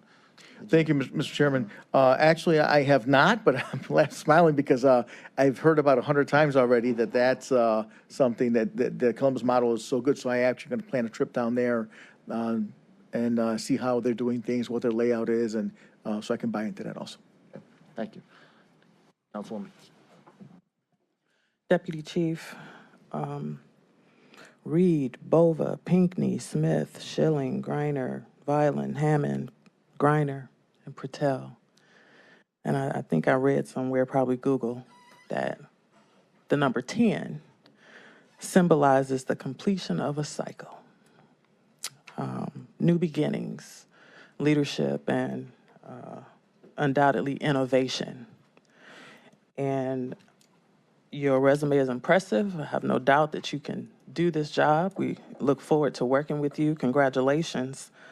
My question is around, because I'm in the community a lot and I see a lot of the judges who often ask me, what are we going to do about the parking?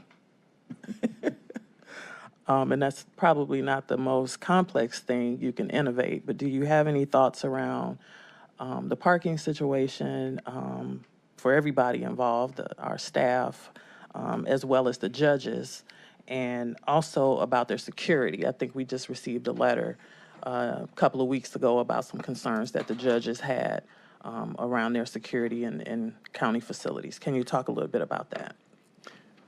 Thank you. Through the chair, the councilwoman, securing not only the courthouse, but the judges, obviously their vehicles, their passageway into the courthouse is a priority for us. I'd have to assess that's exactly what's going on there. As far as the parking, I'm not sure if it's assigned, not assigned, if it's a 1 through 15 assigned, or there's names on it, whatever it is, but I can tell you that that's an issue that we're going to resolve. As far as number 10, you can just stop. It should be 10 and then a period. That's going to be it, because we're going to turn some things around, because I know we can do better. We have a terrific staff here who's done great work. We're going to continue down that road. As far as that issue, Councilwoman, I wish I had a little more meat on it. I just don't know. But I do know that parking is an issue, and I believe it's Lakeside Courthouse. So I know that Joe did mention to me about that a couple weeks ago, and it's something that we have to review some more and come up with some solutions. Okay, thank you. So Cuyahoga County is combined to form an umbrella government for 59 municipal jurisdictions and townships. Have you ever interacted with our suburban police chiefs? Because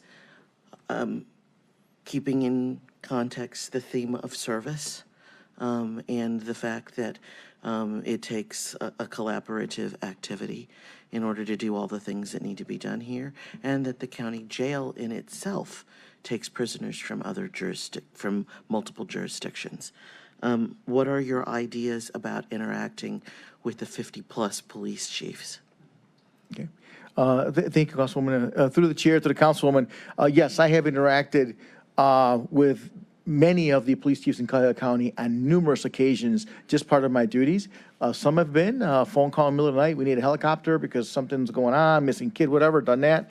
I've collaborated with them at the Cuyahoga County Police Chiefs meeting, the Crime Stoppers meeting, and I was the former vice chair of the Cuyahoga County Emergency Services Advisory Board.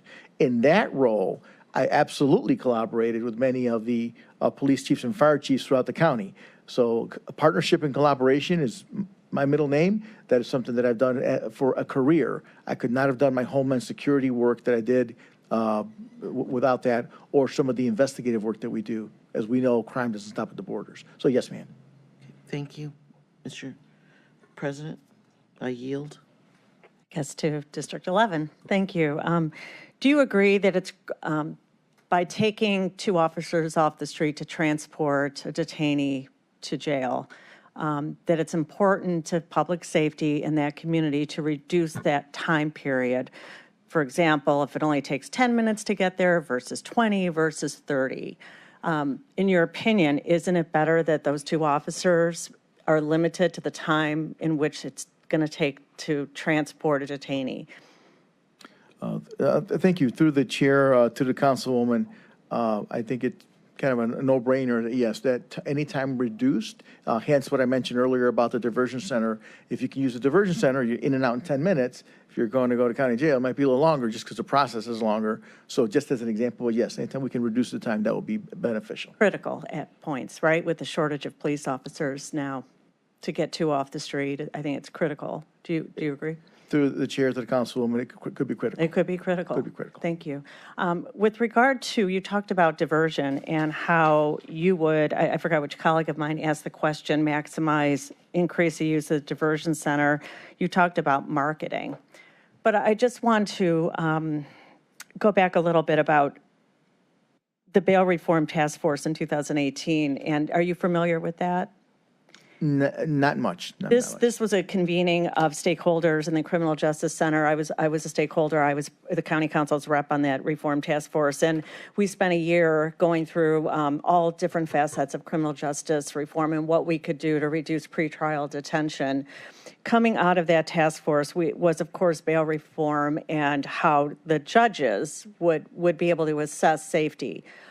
Do you agree that the county council and the county administration has a limited role in the overall criminal justice system? Through the chair to the Councilwoman, I think the role is probably a little more limited because you fund a lot of things, a lot of initiatives, a lot of programs that translate to safety on the street. Okay. So I think that in that sense, operationally, maybe a little more limited, but I think that the funding and the collaboration kind of weighs in a little more. So thank you. I agree with that. Maybe my wording was not accurate. With coming out of that task force were recommendations that county council and administration actually could implement. And those included, but were not included, diversion, which we've set up, central booking, which we've spent a lot of money to set up at the JC, Justice Center, and pretrial services, that we would fund the pretrial services at the court. We've done all that. We have maximized what those recommendations were and continue to fund these programs. So when we're hearing about how we need bail reform, and this, you agree that council has targeted those areas in which we could actually impact And do you see a place where we could actually do more that would actually have a different result of underutilized? Right now, these programs are underutilized.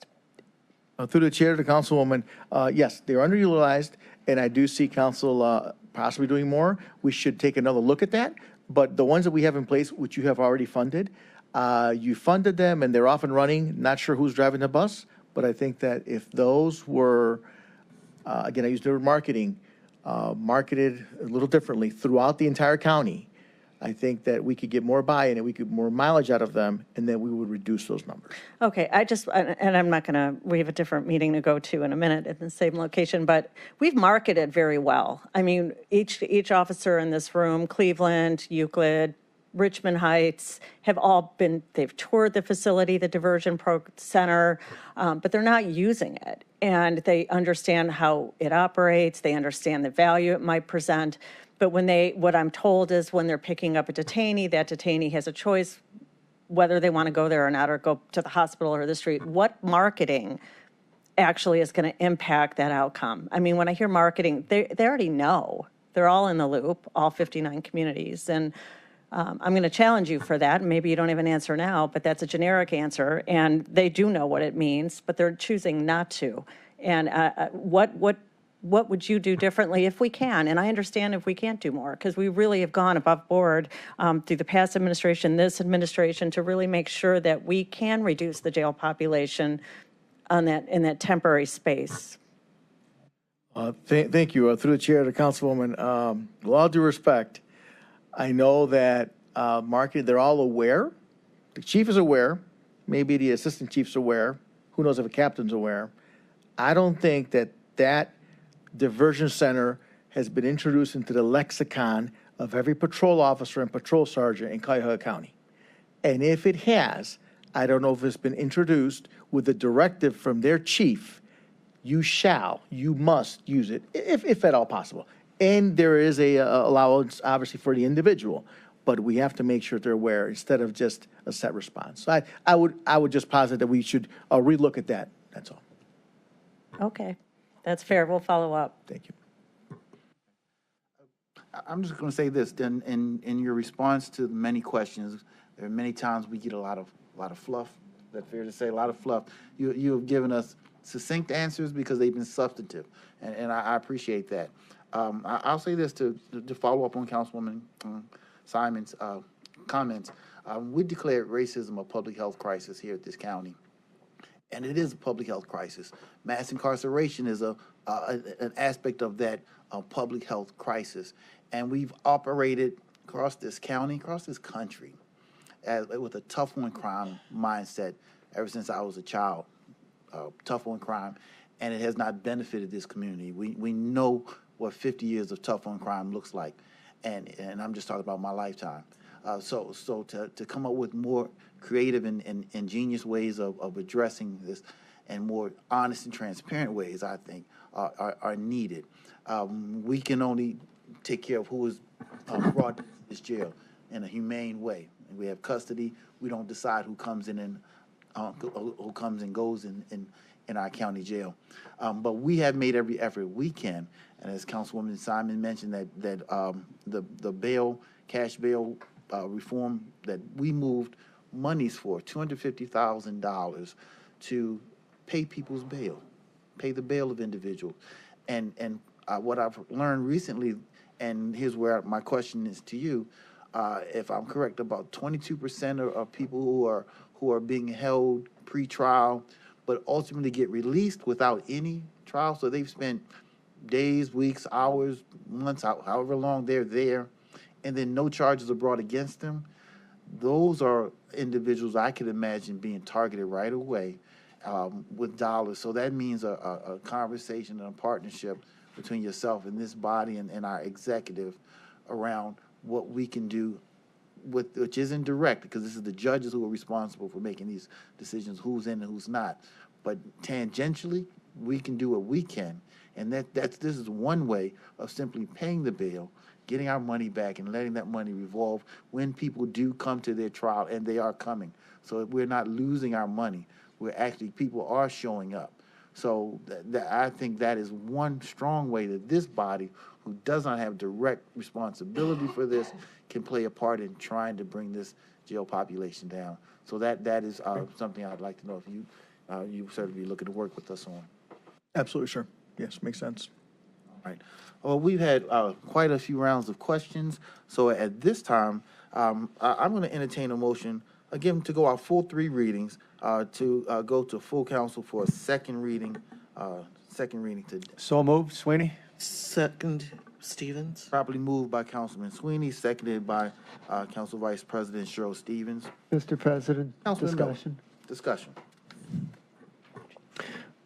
Mr. President, 2 things. First, I would like to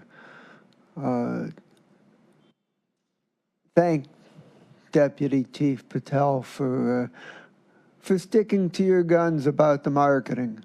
It takes a lot of time and effort to introduce new ideas and change behavior, and it just takes a lot, and we're not there yet. And I'd also like to thank the council president for bringing up about the 22% that get released and with their charges dropped, and they served time in jail for no reason and was undeserved, and we got to do something about that. So with those 2 comments, I'm very pleased to support your nomination and wish you the best of success. Thank you, sir. Mr. President, I guess if we're giving comments, I appreciate your answering questions that are a little bit more challenging than just assuming that what you say is acceptable without detail. And just so I want to comment on the president that Executive Budish and I spearheaded the bail reform ARPA money going into that organization, because we know that directly we don't influence bail determinations. That's done by the judges. It's a separate part. It's a separate branch. But I appreciate your vision. You called yourself a visionary. I'm excited to see how that translates. Thank you. Right. And Madam Clerk, should we do a roll call? Clarification, Mr. President, are we doing second reading or second reading suspension? This is the second reading. We will go to full 3 readings. I certainly entertain the idea of possibly getting you on the job right away, but I think there's merit in going out full 3 readings. So I am recommending full 3 readings. Good. We're going to do a roll call, Madam Clerk. Calling the roll, Mr. Sweeney, Absolutely. Mr. Tuma, Yes. Mr. Gallagher, Mr. Schran, Yes. Ms. Conwell, Yes. Ms. Turner, Yes. Ms. Stevens, Yes. Ms. Simon, Yes, and I will add my name. Mine as well. Turner. Conwell. okay, Mr. Kelly, Yes, and please add my name. Mr. Miller, Yes, and please add my name. Council President Jones. Yes. The motion Add carries. my name as well. All right. Thank you. Thank you.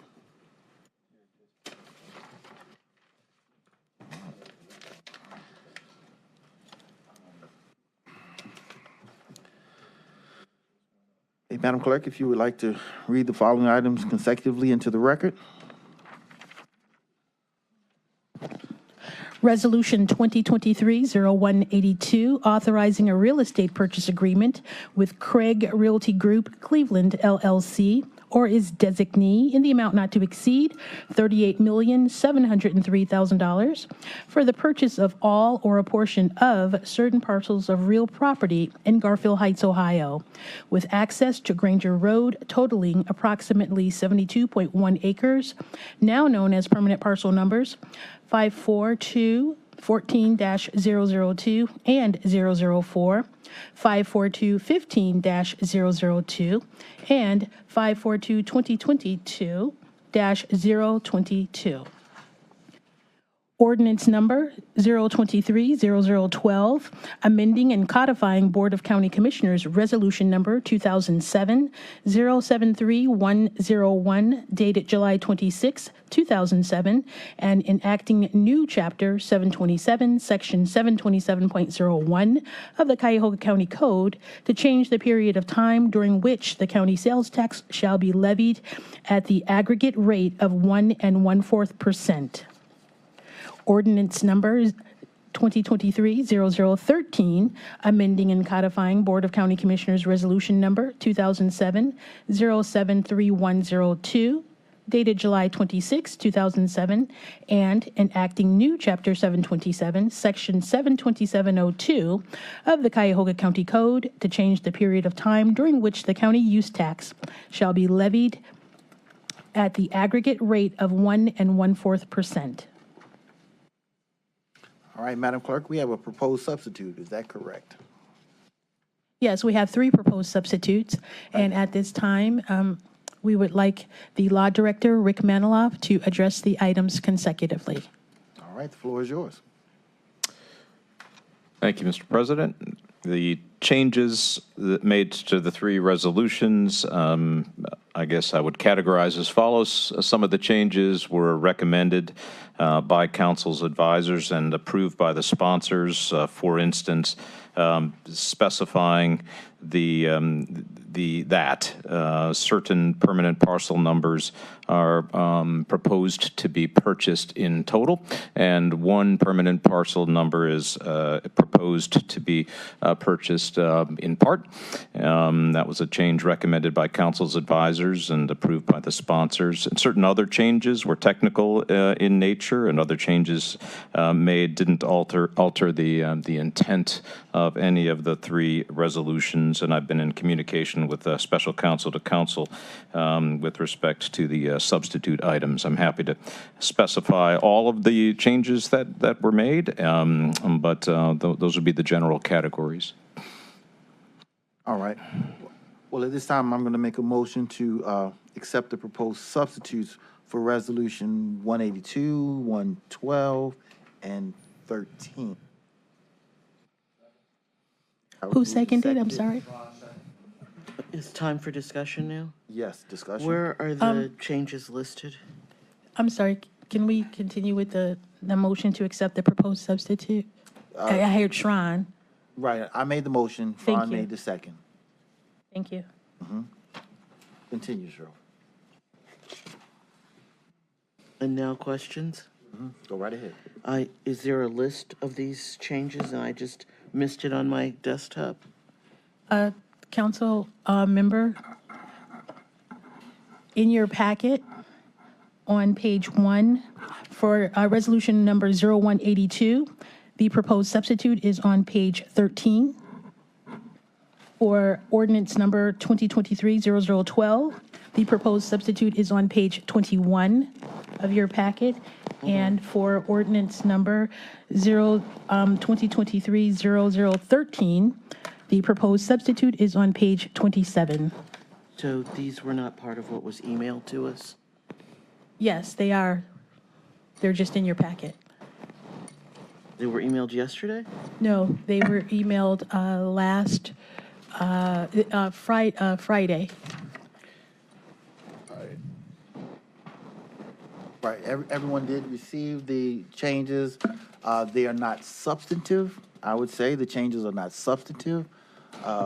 One is just a little clarification.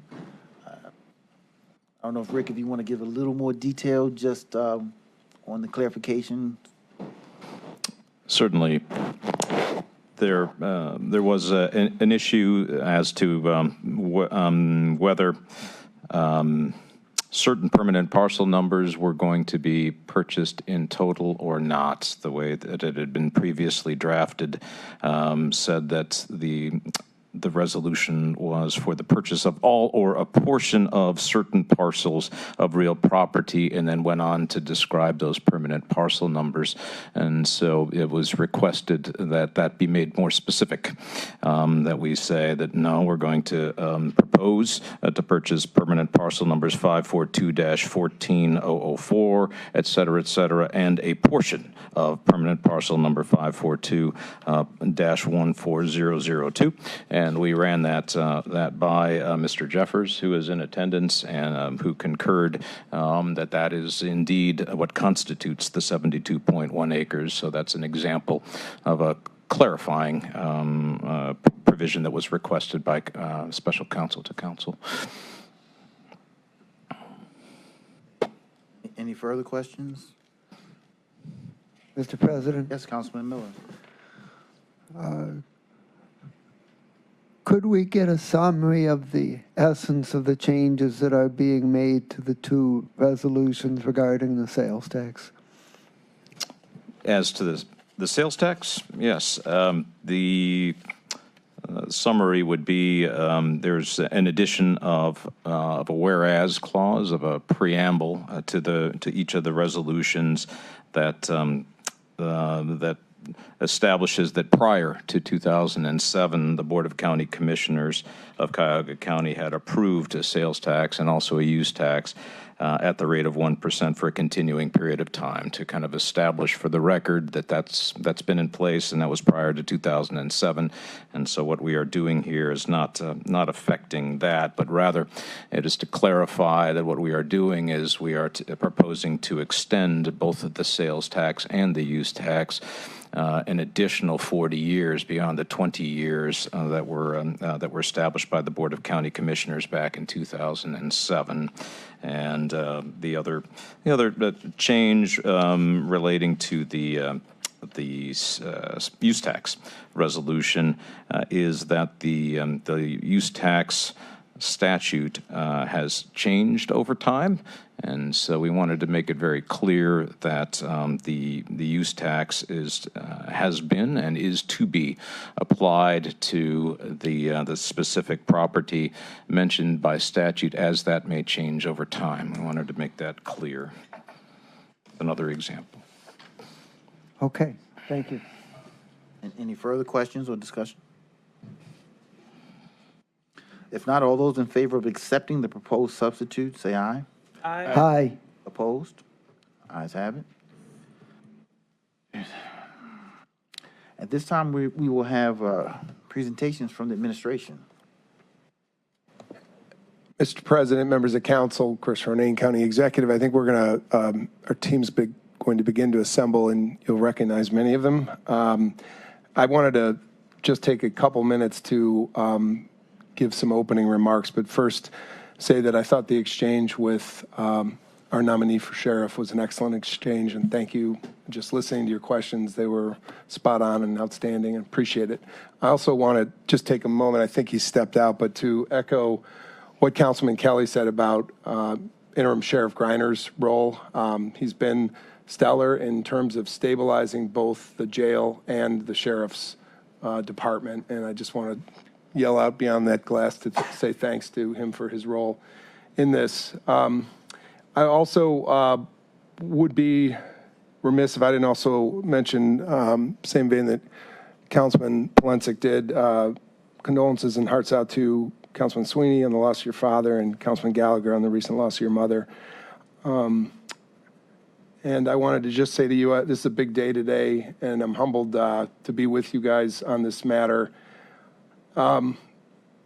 Few things just thinking about today. One, I took a lot of notes, so I'm staring at my notes at the desk here, if you'll pardon the indulgence, but I believe Councilwoman Conwell's point about the humane nature of the facility of our jail needs to be top of mind, and I just wanted to say that has been my perspective from the beginning, and I'm going to elaborate a little on that, but I appreciated that point very much.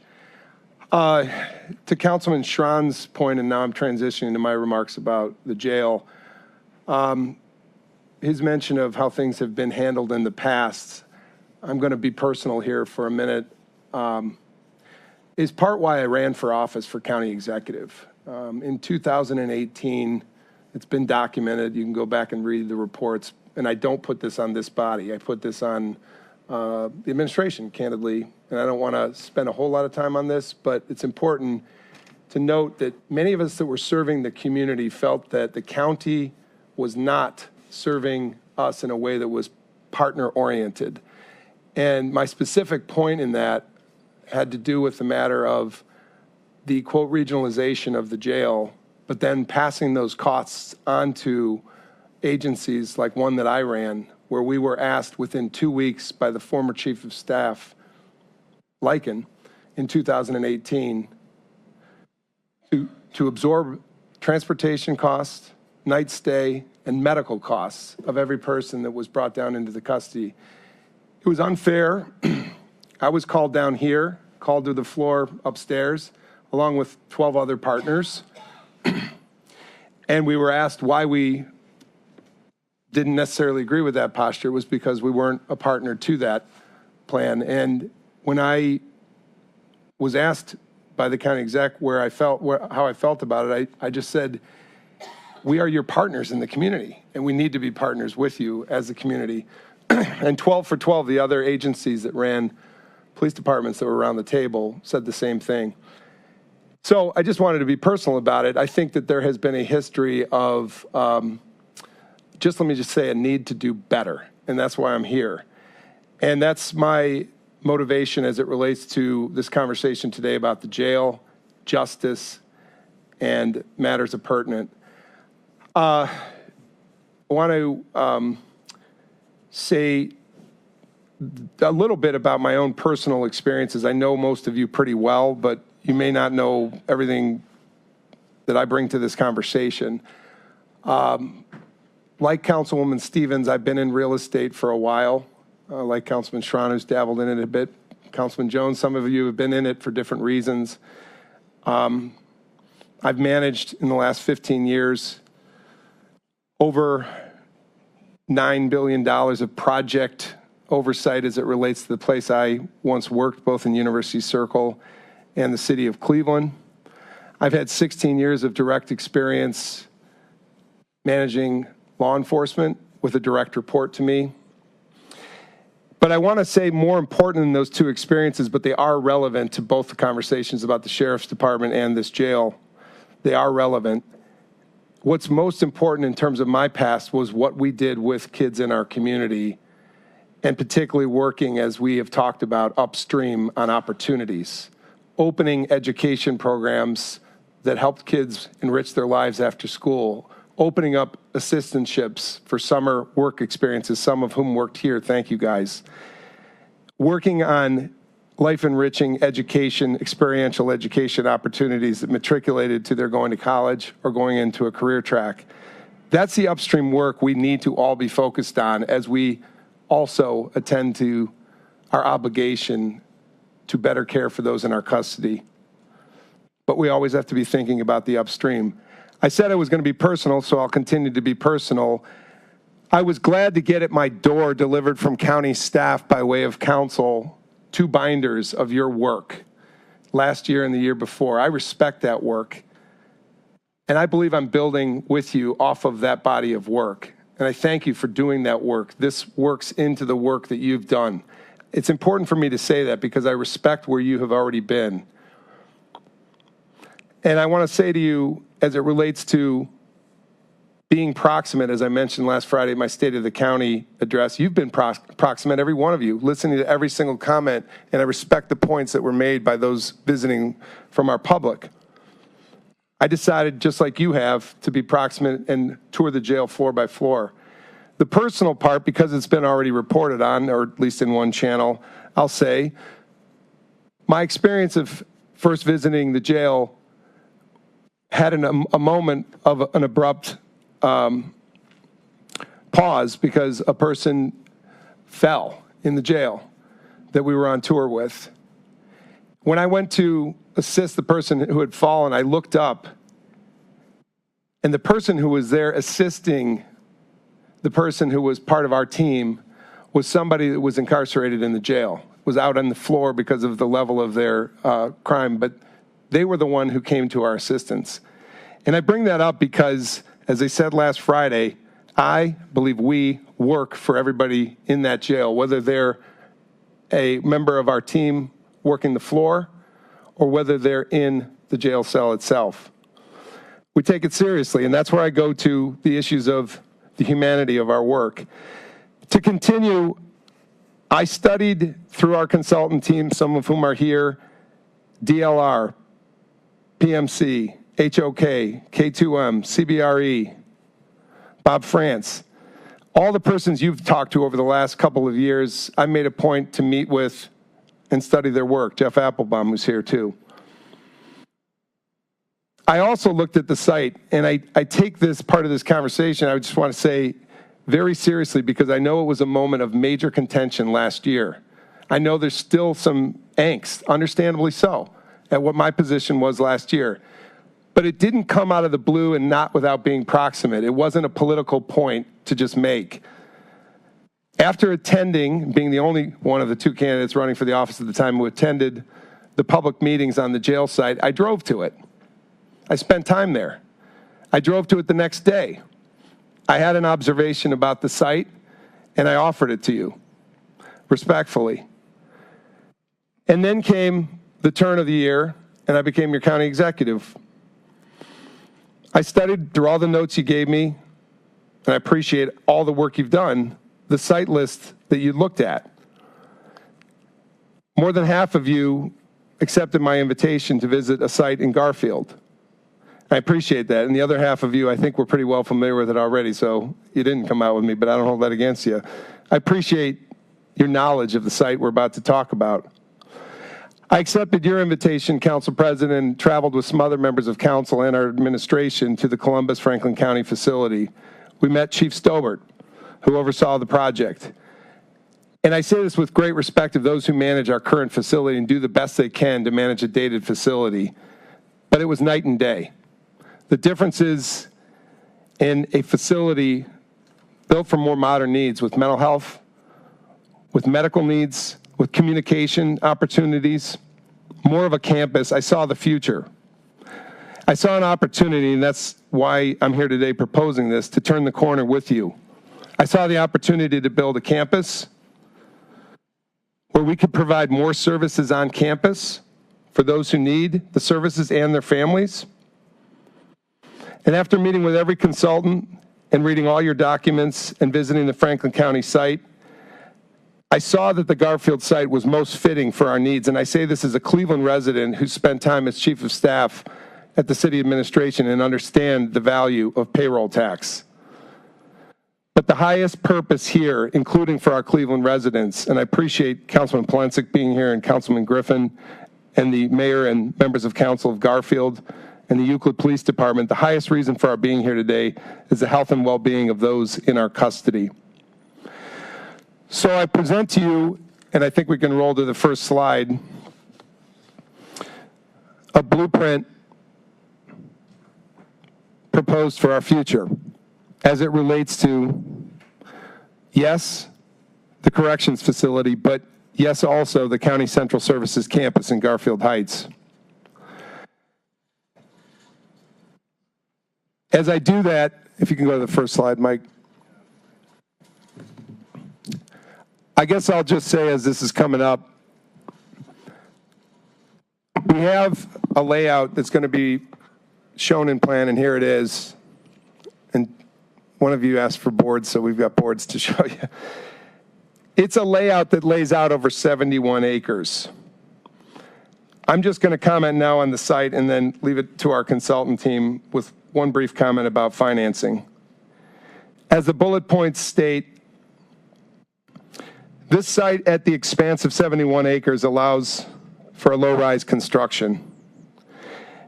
As any one of the consultants could attest, or our in-house team at Public Works, that construction has every operational efficiency going for it that a vertical structure would not. I want to talk quickly about the ease of acquisition. This is a single parcel or parcels, but within the same ownership group. and there's an ease of acquisition with this particular site that can help us get going, as the mayor of Garfield said, a shovel-ready site. It means we can get on a path we need to be on yesterday, a path to do something in a time to move. It's environmentally clean, it's centrally located, it's closer to the majority of Cuyahoga County communities, but yet also very proximate to 3 of the 5 Cleveland City police districts. We have the opportunity to address employee parking and family service parking in a way that our families and our employees have not enjoyed in 50 years here, which means free, proximate parking. When we all know with rising costs of inflation, it's hard to keep up. This is a benefit also to our employees. It's accessible to families with that parking. It's accessible to public transportation with the number 90 that runs every weekday and weekends and nights. It allows for complementary uses. Those uses on the campus can be a number of things. I've already started working with our county planning team to present to you the possibility of a behavioral health center, of on-site reentry services, of job training where appropriate. Think about the conversations about food today, and if we could grow our food on-site and actually, as they do in Franklin County, with staff, that's Franklin County staff of the Sheriff's Office, work with residents on cooking culinary skill development. A vocational resources center, a family support center, where appropriate, an outdoor experience for residents and staff. That takes land, 72 acres as proposed. But that land, council members, in the net is cheaper than the land we were going to expend on for Transport Road. Why? $22 million at Transport Road, another $7.5 million for remediation, another $8.5 million for foundation work. In the end, a $39 million site at Transport Road versus a $38.7 million site with 30 extra acres. In terms of financing, the biggest challenge in front of us next year is the Health and Human Services levy. There's been a lot of discussion about where I've been at on the matter of the ballot. My focus next year is the Health and Human Services levy. I'm only furthering what was discussed at length in this body last year as an extension of sales tax. The 40-year term is intended to help us also address the issue of the courts. And as we address the issue of the courts and finding a downtown location, we also open up opportunity for job generation income tax on the site existing at Lakeside in Ontario. This is the plan that I open to you for presentation further by our consultants. It's a plan for health, for wellness. It's a plan to do work upstream, and it's a plan ultimately to be a place where people return healthier, more well than they were when they got there. I will continue to challenge in conversation with you aspects of this plan. I appreciated very much that discussion about diversion. I know some of you don't think that a diversion center might land well on this site. When I called Chief Stobert again last night to connect him to one of you and give a number for one of you to him who asked for it, Chief Stobert down in Columbus said, the only thing I see missing is a diversion center. I don't want to get in a debate about it, but it wasn't either or, it was an and proposition. The intentionality being that if an officer pulls up and at central booking has an alternative on-site in visual plane to actually make an alternative decision for someone who doesn't have to be in our custody, that person's better off, as is the officer. So it's an and. But I will continue to work with you guys on campus planning. We should buy this property. We are saving money at the beginning. As we buy this property, we need to move quickly on financing, and we need to plan together. Thank you very much. Thank you, County Executive Ronayne, for starting us off here today. I'm Michael Dever, Director of Public Works. I have a few of my colleagues and consultants with us today to continue on with the presentation. I have Ryan Jeffers from CBRE, Jeff Applebaum with PMC, And also my colleague Nicole English is with us. We didn't want to crowd the podium here, so we'll get things started and they'll add as we go along. But thank you so much, and I appreciate the opportunity to present. So hopefully there it goes. So how we got here. I know many of you participated in this process. At least 5 of the council members, I think, have been involved in this process for almost up to 10 years now. Back in 2013, we did our initial building assessment and programming look at the Justice Center with the help of Osborne Engineering and K2M. And through that assessment, it became very obvious to the county at that time under Executive Fitzgerald that something had to be done to the Justice Center. It was approaching its 40-year-old time, and we needed to do some improvements to it. So that was really the kickoff of the discussion in regards to what was going to happen with the Justice Center and the jail. Fast forward under County Executive Budish. We ended up forming the Justice Center Steering Committee. Councilman Gallagher was very much a participant, and Councilman Jones in that process. It took a full year back in 2018 just to develop an MOU. And I remember racing around on New Year's Eve to get the signatures of all of the participants of that steering committee so that we were able to start on January 1st of 2019 with that steering committee process. As many of you know, that was a long, arduous process also. Many meetings had taken place. They are all on the county website under the Public Works Office of the participation in those meetings. In November 12th of 20, we were in COVID, and there was a decision made, a determination by the steering committee of separating both the Justice Center and the jail projects. And through those determinations, it became very clear and exercised by a majority, a unanimous vote, that we were going to separate the jail and build that as a standalone facility. We would come back and revisit the Justice Center and continue that programming work. Numerous county council presentations, and I have presented to you in executive session on issues revolving the jail and our continuing quest for sites. Meetings with internal staff consultants. We reviewed the goals of the project. We developed a site criteria, and that included public input. At first we engaged with Allegro Realtor to come up with the site criteria and then to see what is out there in the public or available on the market within Cuyahoga County. After the Allegro group was with us, we engaged then with CBRE to review the work that Allegro had done and then to offer input and review what we have done.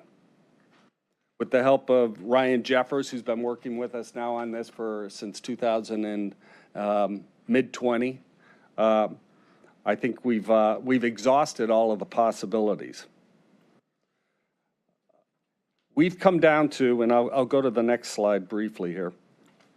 The next slide shows those 47, almost 50 sites that we have reviewed over the course of the last few years. Of those 50 sites, we had input from both the council president and actually Councilperson Stevens was very instrumental in bringing forward additional recommendations of additional 7 sites that we did review, we did look at. We did our homework in regarding reviewing those sites and to see if it was an acceptable space for a county detention facility.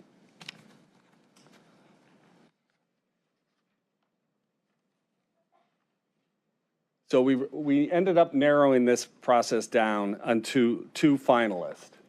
And these 2 finalists, and the one is at Eddy and Kirby in the city of Cleveland. This is, as the note says there, it's between 45 and 65 acres were available there. The ownership, there is 6 owners on 7 parcels there. As the notes reference there, various property adjacent to I-90 and Route 2 off the Eddy Road exit, mostly vacant or being used as outdoor storage, challenges with various ownership groups, not maintained and forfeited property over the years, requires environmental remediation and demo. The secondary site at Transport and Granger, 72.1 acres, Craig Realty, Steve Craig is the principal, located at I-480 and Transportation Boulevard. Contemplated as a mixed use, but no development in progress. Indicated to be a clean environmentally site. This was proposed back in early 2022 in response to a public RFP process. We just received one response. Ryan, I don't know if you want to make any reference to that. The RFP process that the county conducted in early 2022 was really intended to make sure that all stones were turned over. Our counterparts in Allegro, who had begun the work with the Department of Public Works, had done a pretty good job of unearthing options within the county. And then we came in, had some additional options. As Mr. Devers said, council people made suggestions on other sites that we investigated along the way and added those into the mix. But the truth of the matter is that to find a large site in a relatively well-developed area like Northeast Ohio, there are not a lot of options. And then when you start looking at the considerations of those options, the list gets narrower and narrower as you realize which are most suitable. So there was only one property that responded to that RFP. It's this Garfield Heights site that we're talking about today. And it met a lot of the criteria of the project. Mr. Jeffers, just for the record, if you could state your name. My apologies. My name is Ryan Jeffers. I work with CBRE, real estate consultant to the county. Thanks, Ryan. So a key point here is, so since we were down to two finalists, we were reviewing the two sites that were before us, Eddy Kirby and Transportation Boulevard in Garfield Heights. Eddy Kirby, we did our first initial due diligence. We did a phase 1 environmental analysis on both sites. We received feedback through those phase 1 analysis that the Transportation Garfield site needed no further analysis or study. It was basically a green site.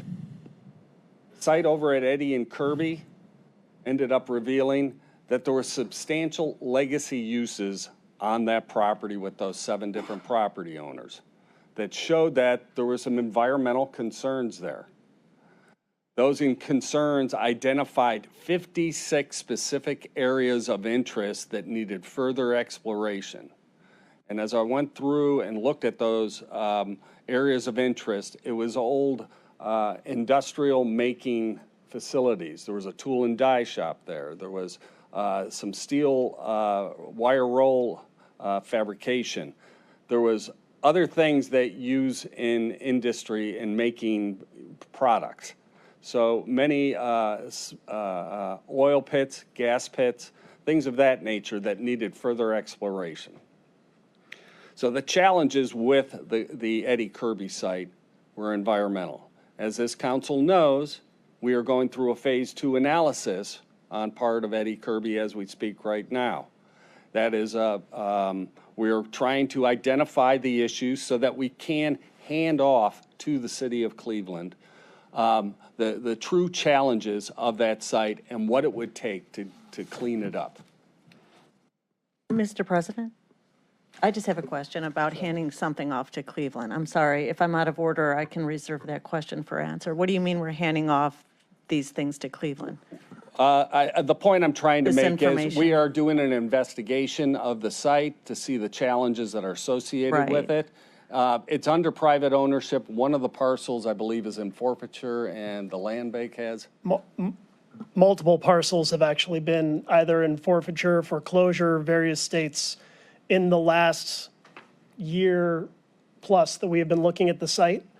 But there's the remediation on the site, and there's been discussion about it for a while. And I believe what Mr. Dever is saying is that the county is intending, once they're done with this study, to provide it to the city, because the city would still like to see something happen there, but they would benefit from having a roadmap of what the environmental challenges are. Are you assuming that Cleveland would be conducting the cleanup, or what? Why would Cleveland even be involved with this? Well, Because it's this council that asked that that be done. So I'm not clear about why we're talking about the city of Cleveland getting this information and how that even impacts this discussion, but I'll let it go. You can continue, but I'd like a really succinct answer to that at the end with my other questions. Right. The phase two is it was an analysis that would have to be done so that you would be able to create the roadmap to be able to figure out what kind of cleanup is We needed know on the that. site. The council asked for that as it relates to building a jail, not about what Cleveland has to do with this. That was my question. Okay, so with that being said, as we looked at the two sites, it became very obvious to us that the Garfield site was in a better position for all of the county to be able to, it was environmentally sound, it was ready for a buildable site, something we could turn around in a fairly quick order to be able to move forward with potential construction of the new detention center.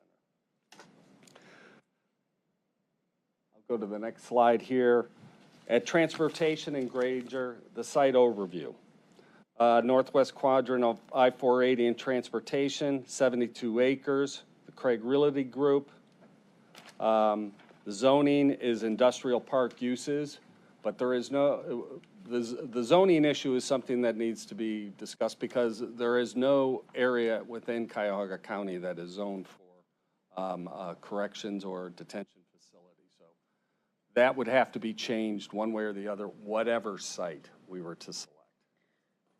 Mr. President, do you want me to finish, Mr. Dever, Director Dever, to finish, and then me ask questions about zoning at the end? I just don't, okay. Contemplating, the note says contemplated as mixed use, no development in progress. Like I said, proposed RFP in 2022, multiple interested parties in the city of Garfield Heights, potentially a City of Garfield Heights Justice Campus. Status, it's available. The value of the property is $38.7 million. Once again, centrally located for countywide access. It's clean, buildable, utilities are on site, and the large parcel provides for flexibility and options. These are a couple of street views of and aerial views of the parcel, the parcels.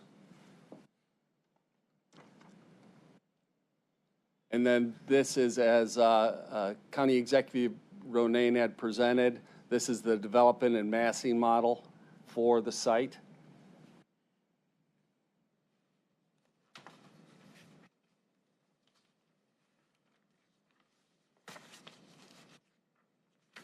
Once again, in summary, location, it's not adjacent to residential, separated by commercial uses.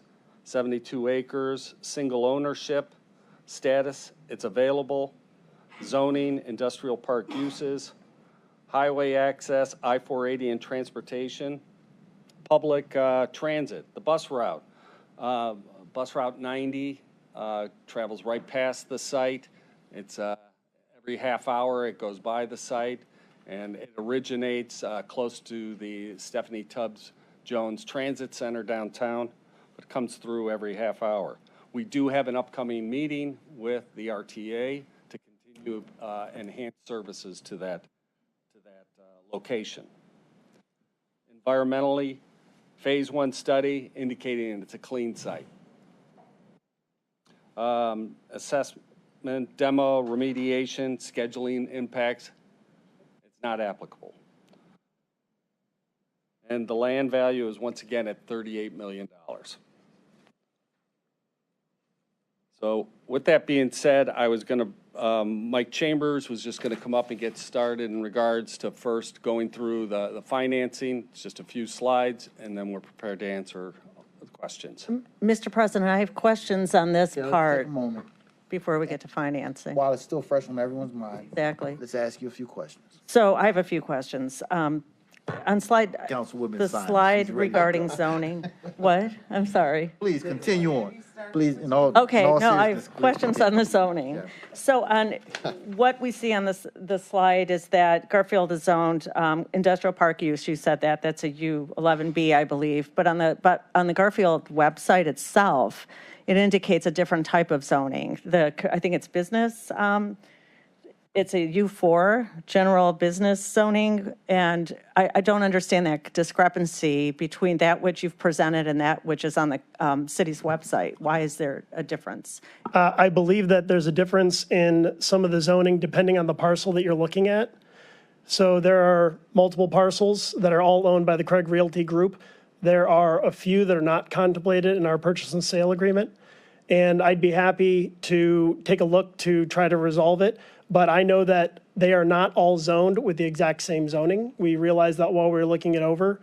The area that we are looking to acquire has the U11B zoning as far as we know. As far as you know. And you think that's consistent, or you don't know if it's consistent with the city's website? Well, we did look at the city's website when we were studying this. So in our review, the parcels that are being acquired have that zoning. And the zoning regulations now require at least potentially to go to the residents of the city. Has that been determined about the change of zoning to put a jail there? So I will tell you that I think we should have somebody who knows the zoning rules of Garfield Heights specifically to get up here. But I will tell you that as part of our agreement, the pending agreement with Craig Realty Group, they are willing to help take on some of the risk of that rezoning, in addition to bearing a portion of the costs of the county through the rezoning process. It Okay, I'm does require sorry, rezoning. cost of rezoning, or what about timing of rezoning? Any costs that are incurred if we are trying to get a leg up on design and trying to get ahead of schedule on construction. In terms of the rezoning itself, that is a burden of the seller. They are responsible to deliver the land with the zoning, or else the county. Okay, I'm sorry. One of the arguments to build a jail at the Garfield site is because it's expedient, that somehow it's going to be fast-tracked. And if there's zoning issues that need to be addressed at that level, I think this council better be aware of the timing, the intricacies, and what's involved, not about hearing that the seller is going to make this ready. That's not what I want to hear. I want to hear about the timing, because one of the arguments used is that this is some fast time, and I don't believe that that's correct. And that was the one question. So I'd like answers about the zoning and timing and everything that's going to be involved with that. I know people are working furiously in the city to make sure that it doesn't have to go to the residents, but I'm not sure that that's been concluded. Any of this, once again, as I said before, any site that we would have gone to would have had to go through Board of Zoning Appeals to be approved. So we are taking that into consideration as we move forward, but we will provide to you I understand. the complete timeline of I when understand, that Director Dever, that always has been a consideration, but now I'm hearing that this is somehow superior to the site that we chose as 11 of us at Transport. That's the issue. Not that we have to have rezoning, that I'm told now this is a fast track, it's fast, it's clean, it's green. You recall, Mr. Dever, that we did select Transport as a county council and the former administration, and that we had several reports indicating that that could be cleaned up and ready to build a jail safely. Do you recall those reports? I do. You do. And you recall that you stated that this could be, all the experts in the room, that Transport could have been cleaned up safely and healthy for the people who are going to work there and be there hopefully about 6 months, 3 to 6 months. You recall that? Sure. And so there's no reason to believe now that the Kirby Eddy site can't be similarly situated, that we could clean that up as well. I would say there is much more complex challenges to the Eddie Kirby site than there is what took place at Transport Road. Challenges with regard to being able to clean it up, or how we address that cleanup? It's a more complex problem. There are more areas of interest where there is old oil pits, smelting areas that are going to be, it's just more challenging than what we had on the smaller site at Transport Road. But you don't have any evidence or report saying we can't clean it up? No, I don't. No, you don't. I'm still waiting on some additional information. So you think it might be challenging, but you have not received reports about what that's going to mean? We have received the phase one on what challenges there are. And based on working with our experts, on review of similar sites on what it takes to clean them up, it's going to be challenging. So it's not a matter of whether it can be cleaned up, it's how we address that and what challenges will be presented when Right. cleaning it up. It's not a matter of we can't clean it up, right? There's always a cost to it. And Of the cost course. that's associated with us. I understand there's a cost, but that's not my question. It's whether it can be cleaned up. Related to your question about, and we can go back to the zoning as well if you'd like to, but related to your question about the Eddie Kirby site and timeline, we also need to remember that at the Eddie Kirby site, you have the environmental, you have a process that would need to be gone through in order to effect that remediation. That takes significant time. There's also a massive amount of demolition that is required on that site due to very, very heavy concrete foundations. I know. And a significant cost We that's know. associated with it. Again, I'm just saying that a lot of that builds into the schedule and the timeline of that site. Okay. As you look at trying to get the Okay. site work done. Okay. But you guys are on board with cleaning up and remediating and buying property that took a long time and getting options on the former site, and that was part of our discussion, and council factored that in when making a decision. So what I'm hearing is that it's going to be challenging and might be more costly, but that doesn't mean that it can't be an effective place. Yeah, $60 to $120 million more challenging. Okay, so you're making a conclusion about that, which might be better for a site for a jail on what the cost is? Is that what you're trying to sell this council, is you're saying it's going to be so much more expensive when I don't see any of those numbers? I'll continue to have this dialogue Okay. with you in regards to We'll have it the in Eddie public Kirby site. because we'll have it in public that you are, this position taken now, it seems a bit different from what we had talked about with transport. But I want to go to the 30 to 40 acres versus 71. We heard that there's contemplating a diversion center and culinary and reentry. That was all, and green space access, we all had that contemplated at the transport site on 30 to 40 acres, correct? No, we did not. What did we not? No, the diversion center and actually even the sheriff's administrative office was planned there, but taking into consideration the buffer that you want to Okay, create. wait, I'm sorry, I'm not being, you just said, no, it wasn't contemplated. No. It was. Diversion and the jail, the sheriff's administration were included on that. Was. Yes. Were. But we were looking at that as a 3-level site, Okay, as opposed to now we're looking at a 2/2 I see. site. I see. Okay, so we did Which is for safety and security reasons. I thought we all were pretty clear that potentially we're going to have a 2-level site, and we had outdoor access contemplated, just like we would on 72 acres. Okay, I think that's it for now. Any other questions? Mr. President, if I could. Councilman Thank you. Thank you for being here today. With respect to the transportation Granger site, has there been any thought to possibly having a purchase with an option to buy the additional property within like a 5-year period? Kind of a walk instead of run mentality, because I'm concerned about the costs just skyrocketing. I mean, we've talked about how expensive this is since COVID and the supply chain and all that stuff, and how much everything has gone up since the first time we had this, what we thought was a done deal. So is there any, consideration given to that? I mean, small steps here, and, you put your jail there, and you see how it's going. You see, hey, is this a place where we can do a diversion center, or some of the things that the executive has contemplated without throwing all of this out there right now and just getting caught in a situation where, we're in over our heads? Well, we've negotiated with Craig Realty for 72.1 acres.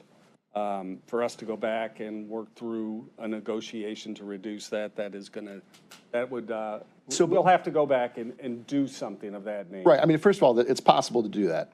Right. I mean, it's not like that property. We just heard the mayor say it's been sitting there for 20 years. I don't know that it's going to be sold in the next year. That's the first thing. Secondly, when this was presented last time, it was the smaller amount of 30 some acres, wasn't it? It was, So When did this change? When did this change exponentially? I mean, from what it was to where we're at now. So we've been in discussions with Craig Realty since the beginning of the year. Actually, last year we were talking to them about the site, and we had a current value of the parcel at $550,000, 40+ acres. Per acre. I'm sorry. So it's been a dialogue, an ongoing discussion, diversion to put it on site. We did change this from the Transport Road site from having a three-level facility, and I remember bringing that up to the council. Yeah, no, I do recall that. Now to 2 over 2, because it is a more safe and secure facility. Right. We have room for expansion because we are building, our intent is to have the ability to get to, if we have to, 2,400. We're building the infrastructure for it. And the other services that we looked at, and which has been brought to my attention earlier in the year, it was regarding the EOC. Many of us talked about at one time. The EOC was a project that council was in favor of moving forward with back in 16 or so, and that unfortunately got canceled. But there's still a need for the potential EOC, Emergency Operations Center. We see that as a good fit. Yeah. The CCOMS facility, currently out at the Bedford Hospital site, are going to be needing the site also.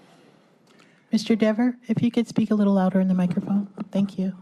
As a follow-up question, I see on the map that you provided us, there's that section for that retention basin. Why would we take on that retention basin, the responsibility of having to deal with that?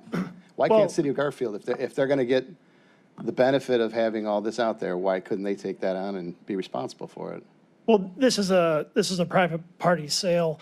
This is a stormwater retention site, and it's fair to say that in any development, including what you looked at last year at Transport Road, stormwater management is a part of the development, is a part of the site work, no matter what. So when you look at this, it is a better solution. It happens to be what was proposed by the group at Craig Realty because they have a partner who, is a civil engineer.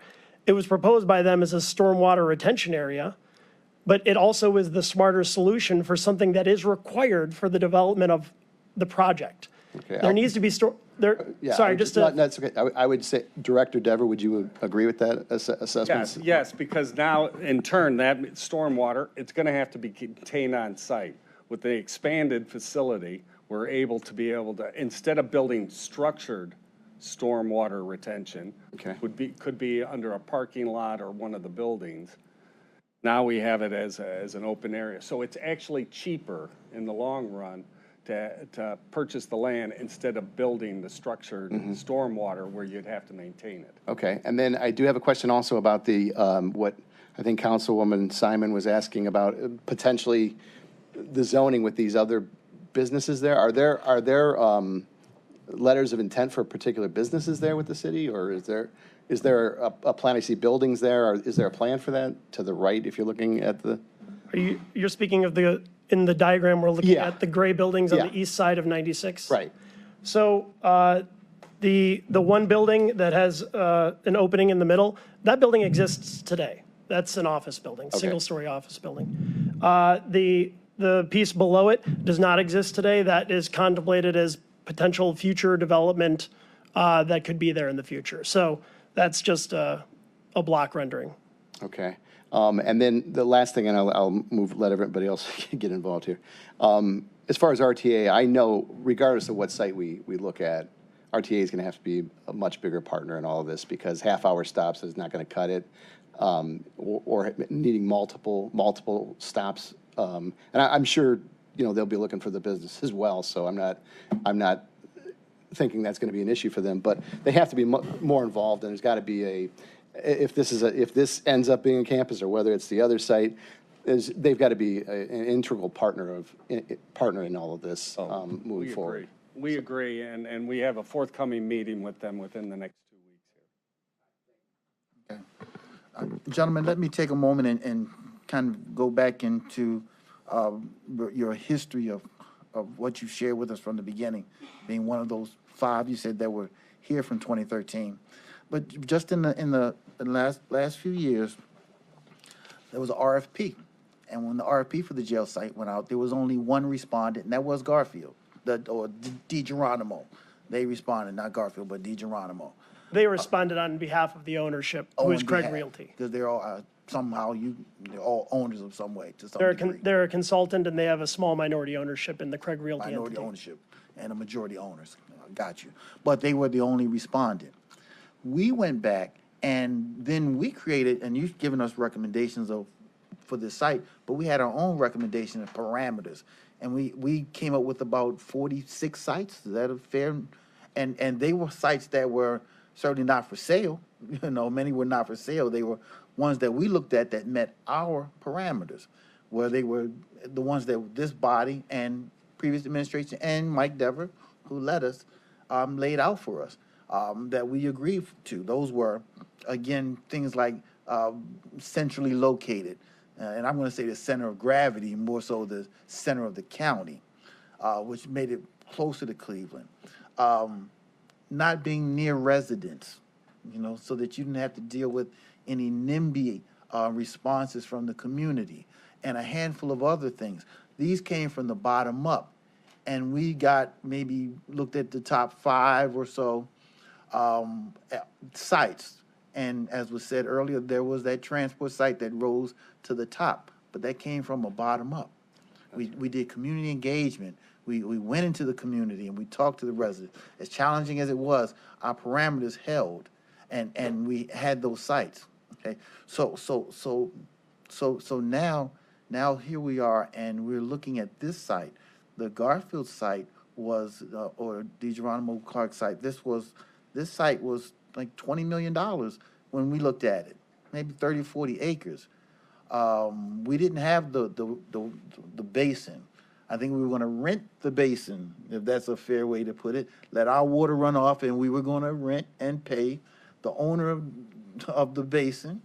And now, again, as my colleagues are saying, it's sticker shock to see how we got to 40 million. And we're looking at Kirby and the jail site. And I'm looking at the challenge of, you know, this is one in Cleveland, and we certainly hear our stakeholders or who vested in the need for it to be near the center of gravity of the police who are using it, and the city of Garfield as well, and the leadership and stakeholders there who certainly are advocating for this site. But we got to call balls and strikes here about what's going on.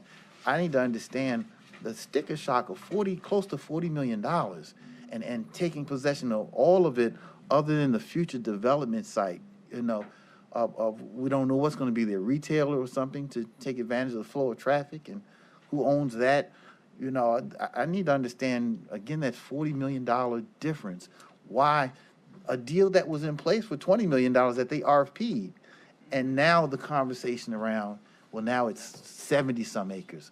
I need to reconcile that, gentlemen. So we're looking at this as the county executive had laid out. Mention of a centralized campus in the middle of the county, besides just detention services, those wraparound services that can assist also to be located at that site. I've referenced the EOC and detention to also be there. There may be potential opportunity for others to come to this site also. We're looking to try and get control so we're able to make sure good decisions about development around the site also. There may be other opportunities for others to come into this site. Like I had mentioned, we're going to have a buffer around the entire facility also, a good neighbor in the community. So we think there's a unique opportunity with this large parcel. At the same time, over on Eddie Kirby, it was 65 acres. It's just 7 acres less than what we're looking at here out in Garfield. So we were looking at that larger site. 40 acres is what I did come before this council and said that that was the minimum that we needed. But as you start to look at these other services, wraparound services that have potential to come to this area, we think it's the right call. So again, I still say that what we've done, and Mike, and you did this with us, it was always bubbling up from the ground up, and how we came to our decisions. There wasn't the top-down approach of, let's get Eddie Road, or it came from and we built it in a way that we could go into the community, have a community meeting. Do you have community engagement meetings planned? Obviously, we had some from the last site. Are you planning to go into the city of Garfield Heights? I need to know that there's not going to be a NIMBY response. And I can't sit here and think we're just going to gloss over it and not ask the real questions, the tough questions, and give us something of substance. I can't buy into a vision because that's not how we've done it. This body has been given the cost and the use of these development projects, not the idea of maybe it's a diversion center or maybe we're going to put some other government entities on this campus, and we're making the greatest and largest investment that we've probably done in the 12 years I've been here in the building of this jail. And to give me an idea and say, give the money for it without doing any due diligence, you're making this very difficult. It's very difficult. Mr. Council President, on the point, I'm just feeling compelled to be in the conversation because thank you for the invitation to the meeting. We do have leadership from Garfield here, and I want to say to you, I think you and I have a distinctly different view of NIMBY. I'm not looking to shy away from NIMBY response. I'm looking at leadership who is going to work with us on the implementation of a plan. And this all builds off of work that you've already done. And I just want to say to you, because I don't think it's necessarily fair to our staff to provide, and consultants provide conjecture about NIMBY responses. And I'll be straight here. I said I was going to be straight today. You've talked to me a lot about how you've got an election coming up. And I've heard that over and over and over again. And so does everybody here. And that's not why we do this kind of work. The election coming up? Yeah. Over and over. That's out of line. I'm just, good government. We're here to do good government. Well, okay, let's talk good government. Are we ducking NIMBYism, or are we actually looking at the health of those in our about good government? Let's talk about. Yeah, let's talk about good government. Well, and again, I think there's some of these questions I'm happy to take because I think you can answer the question. Yeah. Let's keep it. Well, when the conversation goes about ferreting out NIMBYs, let me tell you a story. The largest employer. Concern. That is the legitimate concern. The largest employer in Garfield is across the street. This body, we have an RFP out that was out to do what, when I say from the ground up, that meant we made a parameter of decisions, and then we said, let's go to the community. We need to hear what they have to say. That's the proper process, okay? So if we have to, now if being close to residents was not one of the recommendations or parameters in this one, that doesn't change the fact that we still have to know how the residents of a community feel, how they feel, okay? You've got your council members here. Yes. Well, now let's be fair, because we're all elected officials. And when we go back a year or so ago, more than that, there was it was never a direct plan to go to East Cleveland. But the leadership at East Cleveland were very excited, but the residents were not, okay? Okay, so that's just the reality. That's not, we don't want to shy away from it. This is a partnership between the residents of this community and the leadership that elect us, okay? And we have to, let's follow the processes that we have built in. And community engagement, among many other things, are part of those processes, okay? Right. Mr. President? I will allow you to continue. And there are many, everybody's got to get in on this one. So we want to make sure everyone, I know you're feeling it, but Pat Kelly was first. We're going to let him, and then we're going to get to you, Scott. Okay. Thank you, Mr. President. So tap dancing around the thing right here. Has there been community meetings in Garfield Heights about a jail coming to their community, possibly? We got the right people in the room here, and I want to know if there's been any public type of conversation amongst the residents of Garfield Heights of a jail coming. So what we intend to happen here is obviously there's a zoning change that has to take place.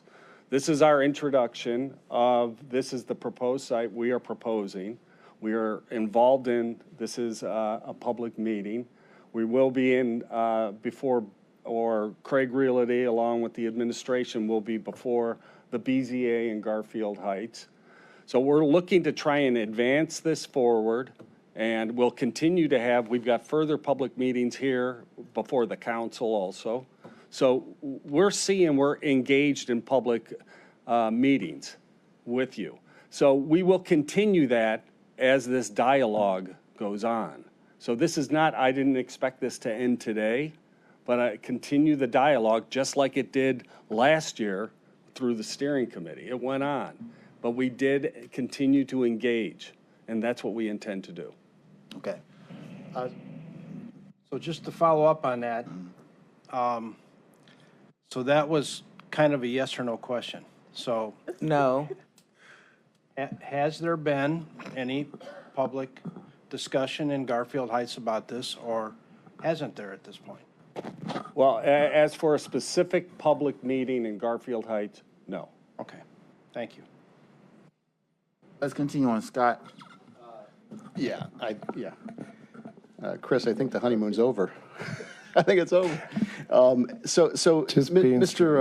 President, as far as the question that my colleague just asked, maybe to the mayor or the council president, do you intend to, in Garfield Heights, do you intend to have meetings coming forward?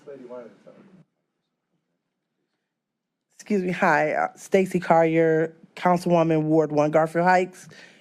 I have town hall meetings every month in the city of Garfield Heights. We just had one June 22nd where the discussion on this jail was mentioned, and State Rep Brewer was there also, and we were able to engage with some of the citizens in my ward about what's going on and where we are and their feelings and everything on the jail. I know that all of my colleagues have meetings scheduled, and we have been having a lot of feedback.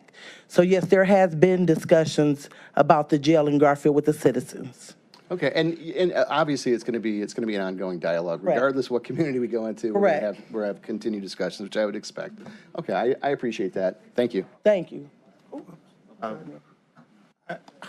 would just like to say, Mayor Matt Burke here, Garfield Heights, I can promise you one thing: there will not be anything done unless there is public engagement on this issue. I can promise you that.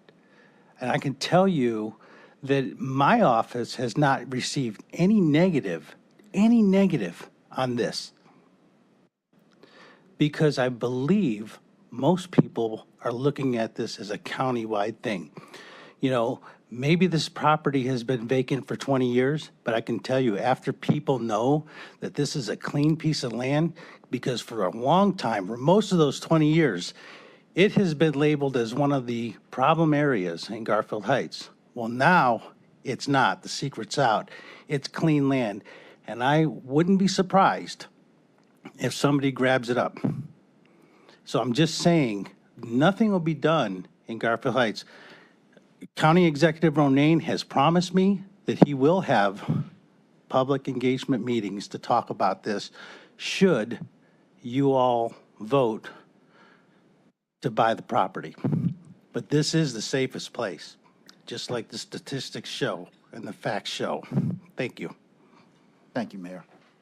Mr. President, I just have a follow-up to the mayor, if it's Jack appropriate. Strawn had the floor, Okay. and then Councilman. It was Time for other people to have an opportunity to talk, I Okay, believe. well, I'll have the mayor Time for come other back. people to have a talk, so let me at least ask a couple of questions. When we identified the land last year, it was, I believe, brought up that the most opportune, or the best way to build a jail would be to build a two-story jail.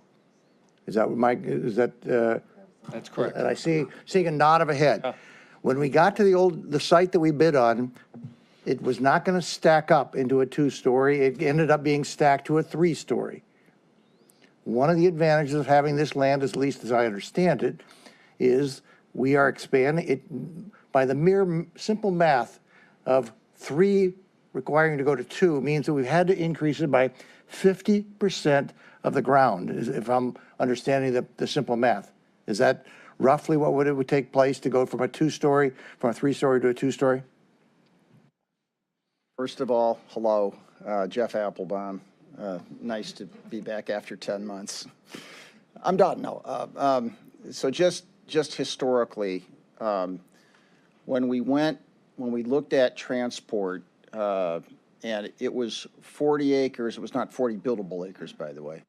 So in order to do the project on that site, what we actually did, and I want to remind you, we're talking about, when we talk about 2 stories, it's called 2 over 2. Right. So what happens, if you remember what those housing blocks look like, within each housing block, which is it's a tall block, so it has 2 rows of cells. So when you have a 2-story jail, there's actually, in essence, 4 rows of cells, if you will. That's 2 over 2, that's 2 stories. That would not effectively fit on transport, nor did it fit on CVIC, as you may recall. So what was actually proposed was taking the entire podium, which was all of the support function. So all the service functions would be on a podium, and then the 2 over 2 would be on top of the podium. So it was a 3-story structure. It was what was necessary to fit on a 40-acre site, because we were trying to maximize the number of sites that we were able to look at. But there were some compromises with that in terms of efficiency and cost.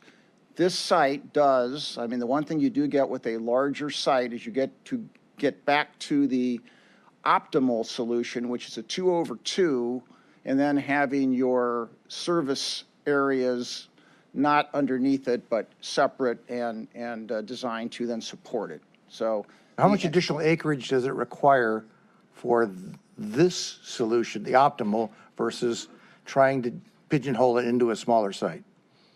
It requires additional acreage to get to 2 over 2.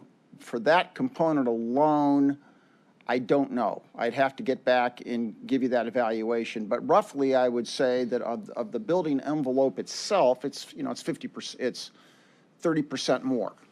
You're basically taking what was stacked up threefold, and now you're taking 2 of it and taking 1 of it out. So very simple math, 40 acres, 30% more means you have to get at least up to 52 acres just to get to the same spot. I don't know if that's precisely, but it would be something like, it would be more. What's the actual distance from this site to, I think 2 and 3 on this yellow map are the 2 sites that we were talking about? So that, yeah, 2 and 3 are simple sites math from last based year. on your scale you have in the lower right-hand corner, that's 4.5 miles. So I just laid my little piece of paper across that. We're talking about 4 miles distance.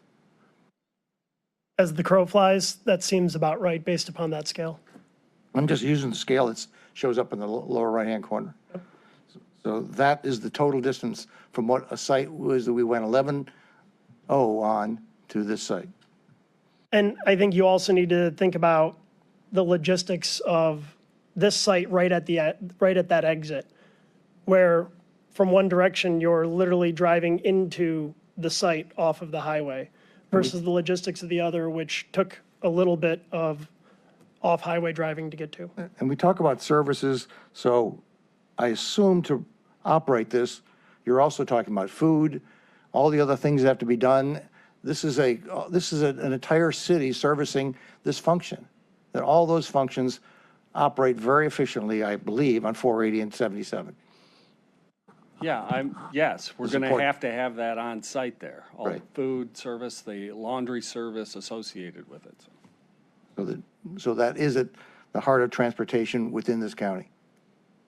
Yes, this site, as you all will remember, it was number 5, or it was in the top 5. It was one of the top 3, in fact, that we had looked at previously, and so it was never at any time considered not suitable or not a good option for this. It was always right there at the top. And in fact, if I might just for a moment, Council President, you had asked about kind of the, coming from the ground up on the selection process. That is in fact how we got to this site. It was by virtue of how we went about this, by establishing criteria, one of those top sites to meet the criteria. I just don't want to forget that as we look at it. But Jeff, your criteria are different than the ones that we used before. And it's fair to say that those 47 properties that we had studied didn't all meet those criteria. Many of them were actually too small, unbuildable, unavailable. We had just identified as many large parcels within the county as we could while we were doing that study. And then just one other comment or question. It was also my recollection that because we had that as one of our top 3 sites, it became finally what got the city of Cleveland to wake up that we were serious about looking at other possibilities. And only at that point in time did they get the council person and all the other things to start to move from their position of resistance. That's hard to answer, but Well, we do know that it was one of our top sites. Yeah. Always, it was considered.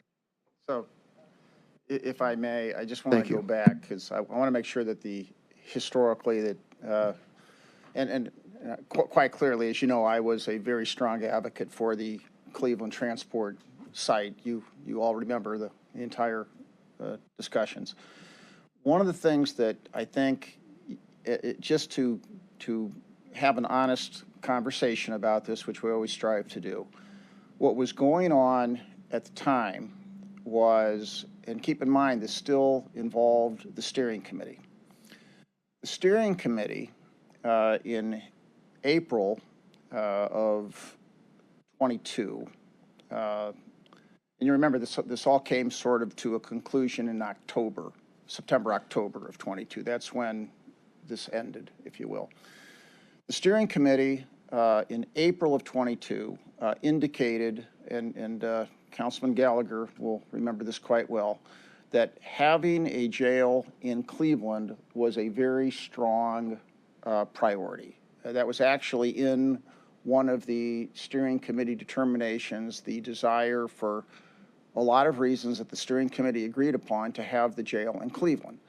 So when the criteria was set, having the jail in Cleveland was a very strong position. As a matter of fact, the truth of the matter is that there were 4 members of the steering committee that were the city of Cleveland, either their appointees or their representatives, because you had the mayor's office, you had the president of council, you had the clerk of courts, and you had the municipal court judge.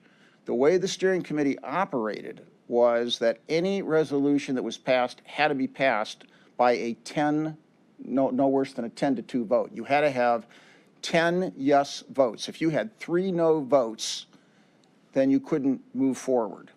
You know, the wisdom of that we can talk about another day, but that was what the MOU said.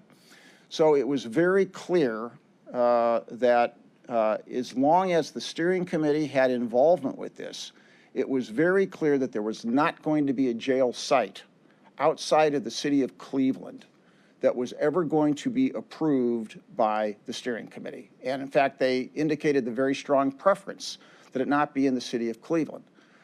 When the Garfield Heights site was evaluated, it was evaluated according to exactly the same criteria that bubbled up from everybody. So there's a side-by-side comparison that is available that shows all of the criteria with Garfield.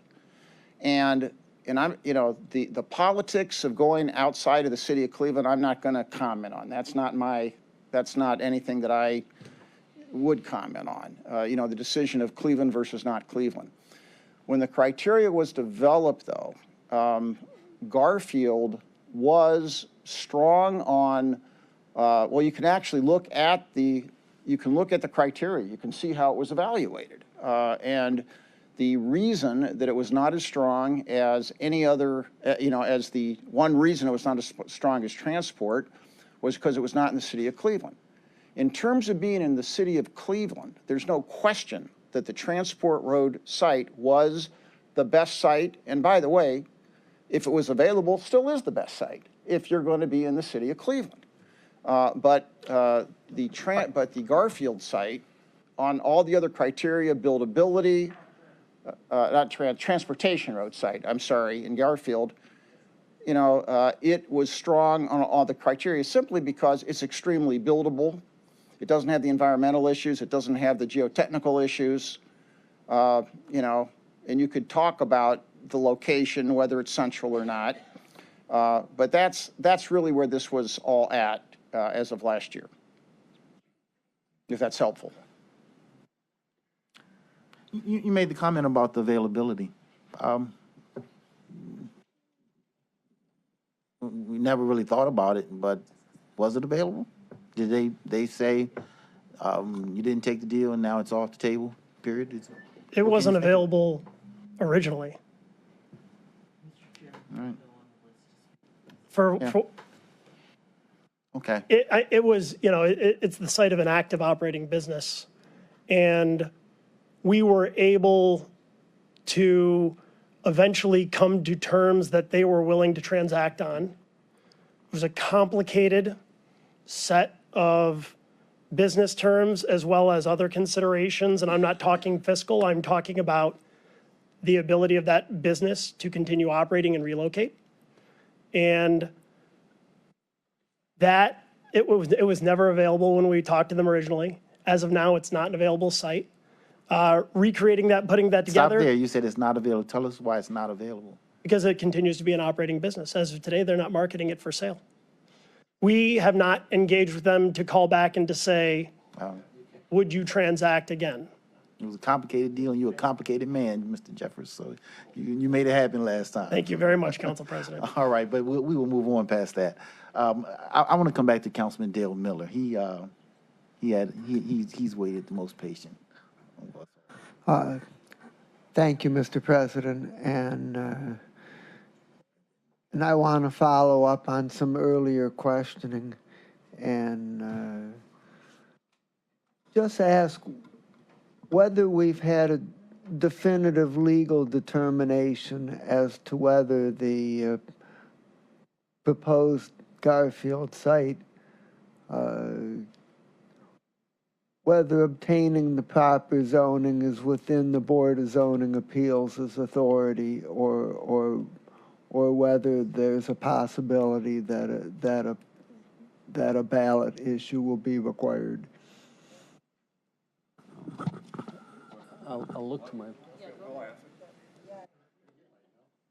Just by chance, we have Tim Riley, the law director for the city of. Thank you. I'm Tim Riley. I'm the law director for Garfield Heights, and we have had an expert look at it in zoning, and it would not have to go to the voters. We would need BZA approval on it. Okay, just so that is our legal interpretation of it. Okay. Thank you. Thank you. Thank you very much.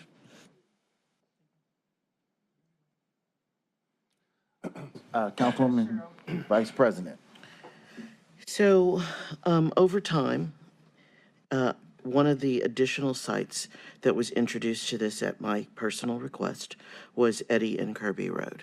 We discussed it in work sessions and in confidential sessions because it was transactional.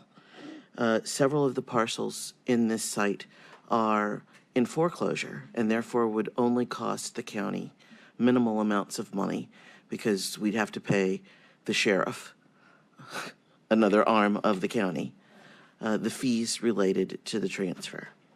And then there are parcels that need to be acquired from third parties that might cost us a decent amount, but the cost of acquisition and assembly for almost 65 acres is less than 15 million at its highest projection. Is that correct? So I believe you're probably looking at a projection that CBRE made. There's an adjustment to that, but you are correct that that was a projection, a conservative projection that we made during the process to identify just acquisition. It's important to note that some of those situations have changed. At least one of the properties that was in a state of foreclosure has now been transferred by the land bank to a private party. So the pricing on that would likely be adjusted. And there is another property on the site that is scheduled for sheriff's auction in August. So that may be in private hands as well. So, but we could bid at a sheriff's sale. You absolutely could. You're not prohibited by state law from doing that. It is important, though, to remember that as we have always looked at this, in order to give you and the public a comprehensive look at the cost of a site. We've looked at all the other considerations. The environmental, the site work, that concrete demolition I referenced earlier, and the timeline really do drive the total investment in that Eddie Kirby site to be significantly higher than the number you're quoting. That is simply a projection on an I think we're going to acquisition. have to agree to disagree, since I spent 8 to 10 years of my life doing nothing but acquisition, demolition of vacant, abandoned, and foreclosed properties. And when you put your thumb on the scale, you can control the costs and drive them, but you can't do it remotely. You can't do it from California. You have to have your boots on the ground and drive it. And on behalf of Cuyahoga County, I have personally controlled the costs and made acquisition of foreclosed properties and functionally obsolete buildings, delivered them on cost using brownfields, federal and state money, and local monies to make things happen in a more cost-efficient manner. So I do believe that there's a cost. You notice I'm not picking the lowest possible number, but things can be done at a cost comparable when you're talking about a suburban site that is $38 million off the top. And I have some concerns about why you pay full price for land that's that's not buildable. The section where you do your drainage and your control from the runoff, why would you pay full price for that 10 plus acres? Because you do, yes, everything has a value and a cost, but it is not the same as a buildable piece of land. While you may need it for your runoff and your drainage, it doesn't have the same value because you can't put buildings on it. So I have some concerns about the overall sources and uses and how you make this work, and whether we're going to use opportunities we have, because you get my biases. My biases are that we do urban first, because it is hard enough to have jobs that have always been in the city of Cleveland and have them move to a suburban site. And I have no biases. If everything was equal, but everything isn't equal, it never has been. And so if these jobs were in Cleveland and we can come up with sites where we can cut corners by buying foreclosed properties, which reduce the cost, let's take a shot at doing this. And sometimes things take a little longer.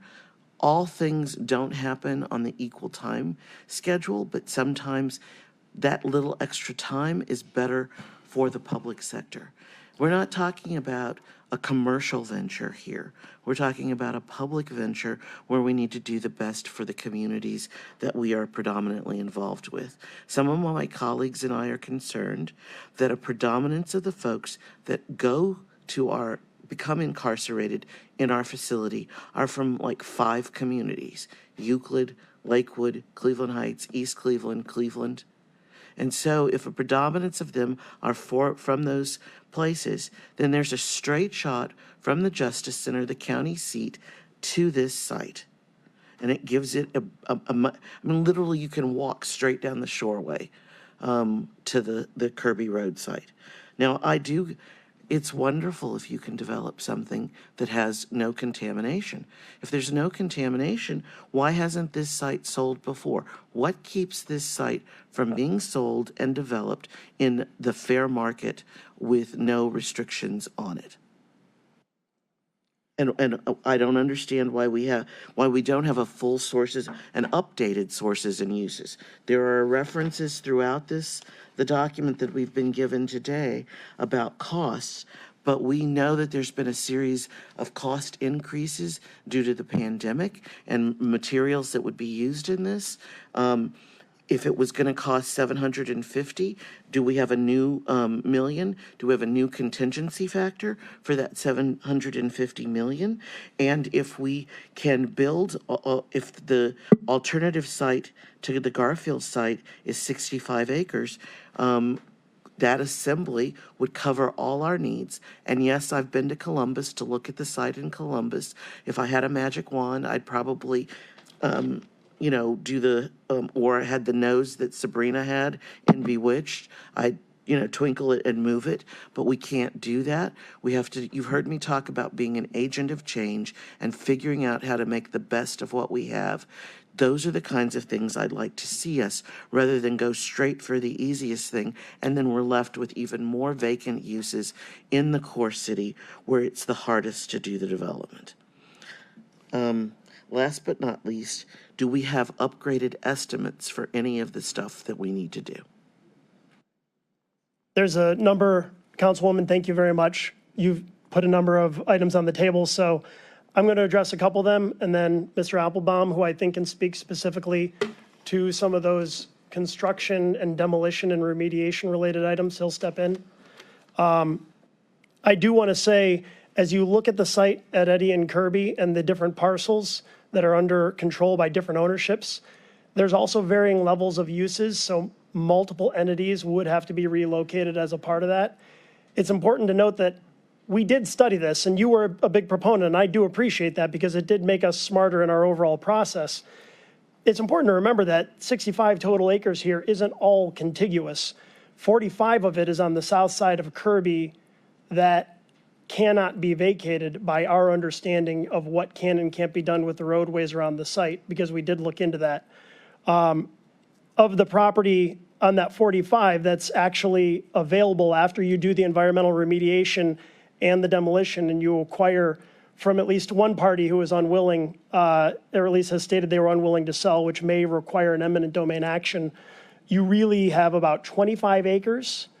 And then you have a ground lease on about 20 on the southeast corner that goes out for another 4 to 9 years, depending on whether or not it would get renewed. So that does require that relocation. You had made a comment. I'm going to jump away from Eddy and Kirby just for a moment, because I do want to address your comments and questions. You had made a comment about the site in Garfield Heights and, why it would, why it hasn't been developed. I think we all also have to remember that there was a significant stretch of time that property was tied up in litigation. And that litigation wasn't necessarily due to our current owner. It went into a receivership. And so for a long period of time, it couldn't be developed. And I just, again, I want to say, we know that it's been sitting there. We know that the city would like to see something happen there. But let's not forget, too, that it hasn't sat stagnant waiting for somebody to come along and all readily available. There was a significant amount of time where the courts would not allow that to happen. That was many, many years. But I thought that terminated almost 10 years ago. I don't think it's been quite 10, but yes. Because I looked at it during the time when I was working for the Cuyahoga Land Bank. Yeah. I looked at that property for reuse, because when it goes before the courts, there is the ability for the land bank to look and evaluate sites. And it was my job to encourage redevelopment all throughout Cuyahoga County. So that was one of the sites I looked at. So I thought they've had time for this property to be shown. It wasn't just like it came out of the foreclosure and the control of the courts last year. No, it wasn't that recent. You're absolutely right. So you don't know why it hasn't sold? Well, I know that there's always a number of reasons, but I can't point to one specific thing as to why it wouldn't have sold. Okay, if Mr. Applebaum? We're gonna get our one more colleague in. Cheryl, if that was the last. There was an item. There was the sources and uses and the cost. Once you've answered that question, here's what we're gonna manage our time as well, because we have our 5 o'clock meeting and we have not even gotten to the 0.25% discussion. Well, so I'm going to please finish that thought. I'll let you finish that thought. Councilman Tuma is going to ask one question, and gentlemen, ladies and gentlemen, we're going to be here for a few more meetings, or as long as you feel we need. We are not going to get every question answered today. So I'll hold mine off till next sit time. On that one for a minute. I'll hold off till next time. Thank you, Councilman. Thank you, Councilman. So what we're going to do is, I want you to finish your thought. Councilman Tuma will get his last question, and he'll get the last.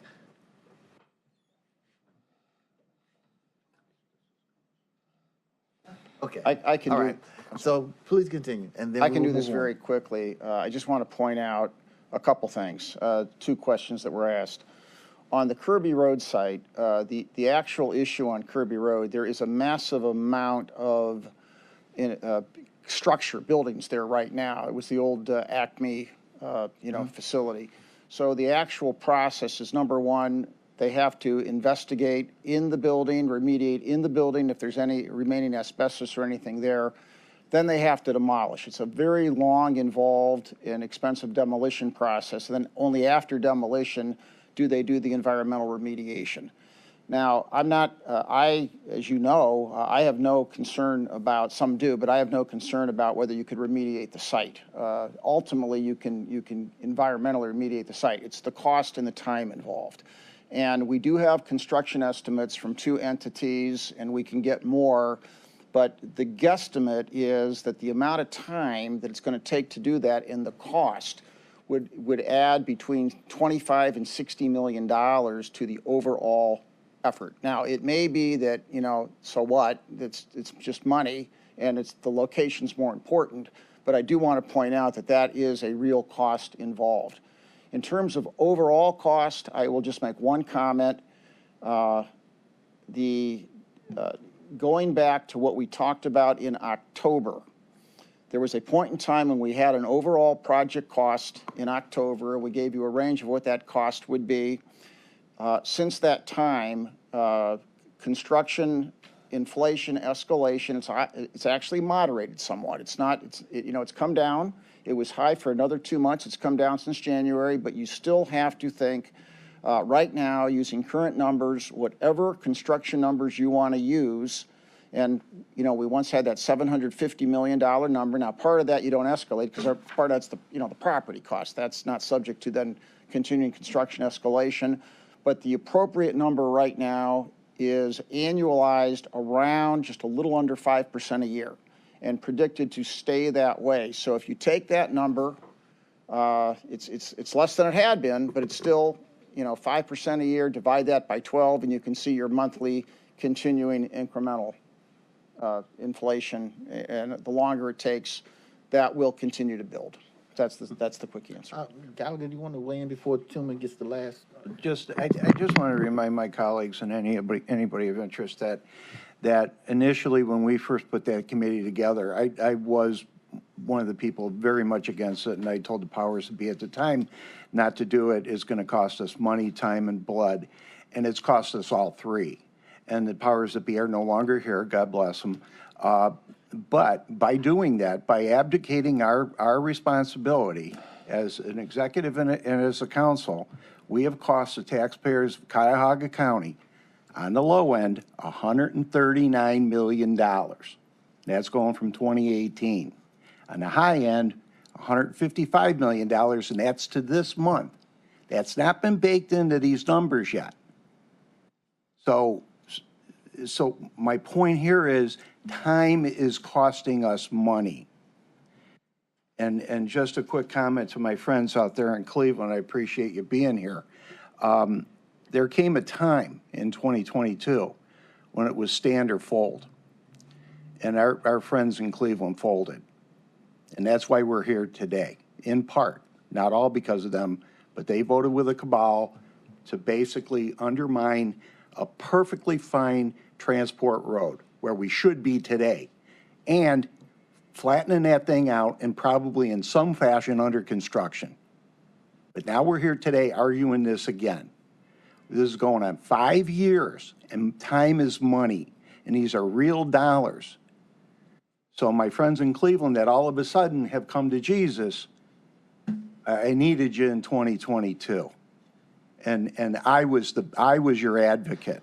I was the guy that was fighting for Cleveland. And God bless Councilman, who was it? No, it was Councilman McCormick. Carey. Without Councilman McCormick, when they took that vote, I thought he'd cry. That's why we're here. Place the politics aside. Time is money. I've been, quite honestly, a little disappointed today. We didn't get to where I think we needed to. But again, every month is $2 to $2.5 million, and that's coming out of Cuyahoga County's pocket, not Cleveland or anybody else. All right. Thanks, Mike. Let's move on. Let's move on. Councilman Toomey. All right, thank you. Just speaking of Cleveland, that, two things I'm hearing about the concern over the Garfield site is, the time it takes to get there from multiple areas in the county and how it would take police off the streets and things like that, which is a legitimate concern. And those are things that will need to be discussed in more detail. And going to need some statistics, I would imagine, from the folks in the administration, showing that it works out in Garfield. And the second thing is, I heard directly and indirectly is the concern over the loss of tax revenue for the city of Cleveland.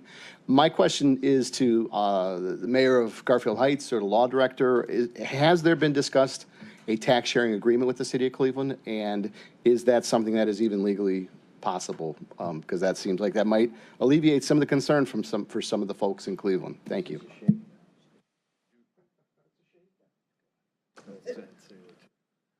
Once again, Tim Riley.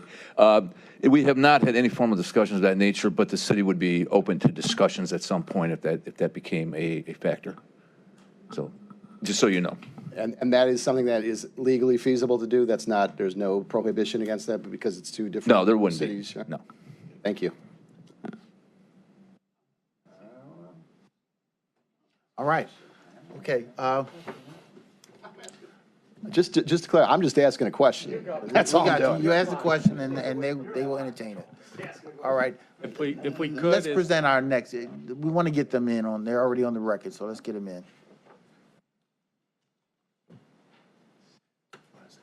Yeah, if I could move the slide again. Yeah.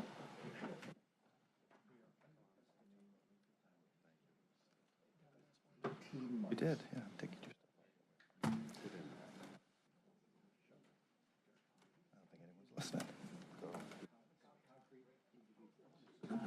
Okay, Council President, thank you for having us. Walter Pofriawicz and Bob and I will be here to talk about the project funding. But before we start, this project, like it was last year, is still contingent on the 0.25% being extended.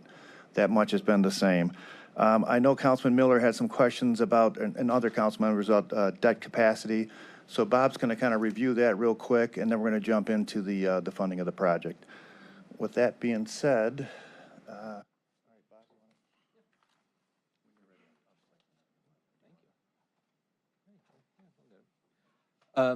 Council President, council members, happy to be here again. Thank you very much. My name is Bob Franz. I'm with Stiefel Nicholas, municipal advisor to the county. So as nothing really new when it comes to the debt capacity. The message is still the same as previous discussions, but I do want to rehash it because I think it is important to understand. We're still talking about affordability, not the ability. Big difference there. We still have the legal ability to incur additional debt, but we need to figure out how to pay that back. There's the affordability portion. Just as a reminder, what we've talked about before, debt limitations differ for the state of Ohio, for counties, for schools, for cities, townships, libraries. There's no one source or one limitation that applies to everybody across the board. So counties are different than cities, et cetera. And in there, there's also different types of bonds, different types of securities that can be used for different types of projects. So if it's a privately owned project or a privately financed project, maybe that lends more towards one different type of security. Is your microphone on? Oh, is that better? Yeah. I apologize. So different types of bonds are catered to different types of projects. So if it's a privately owned, privately financed, with some public support, maybe that lends to a economic development revenue bond as opposed to a general obligation bond or a sales tax revenue bond, which counties predominantly use to fund capital items. And I didn't put up the economic development revenue capacity up here because it's really not germane to this, but there's still ample capacity in that legal ability to borrow of over $1 billion under that, but again, not applicable to a jail in this case. For the county, for additional geo and sales tax revenue bonds together, we're looking at about a $1.4 to $1.7 billion in excess legal capacity over and above what we have outstanding today. So a good amount of capacity there. Additionally, at the bottom there, certain lease type of financial obligations of securities don't count towards any type of legal debt obligation, or I'm sorry, legal debt limitation. So, and the county has used those types of securities in various forms over the years for this building, for the Hilton Hotel. So there's, county has a good broad history of using different types of securities for different purposes. So again, just reiterating, we have the credit card. We just got to figure out how to pay it back if we use it. Any questions on the debt capacity before? Mr. President? I have a question, I think, to Mr. Chambers.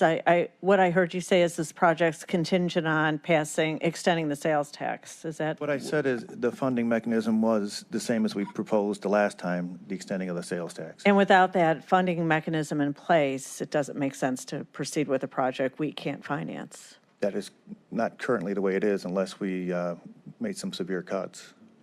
We would have to cut other services in order to proceed. It would be general fund cuts to that same amount, yeah. Okay. Because if you remember, 2 years ago, we passed a balanced budget by $6 million. So all our revenues came in and our expenses were only $6 million. We couldn't fund this without that. So we need the sales tax extension to fund the project. It's either that or we cut a lot of people. Yeah. And Director Chambers, do you think it's prudent for approval of a purchase of 72 acres, anticipating some type of campus without first having that funding mechanism in place?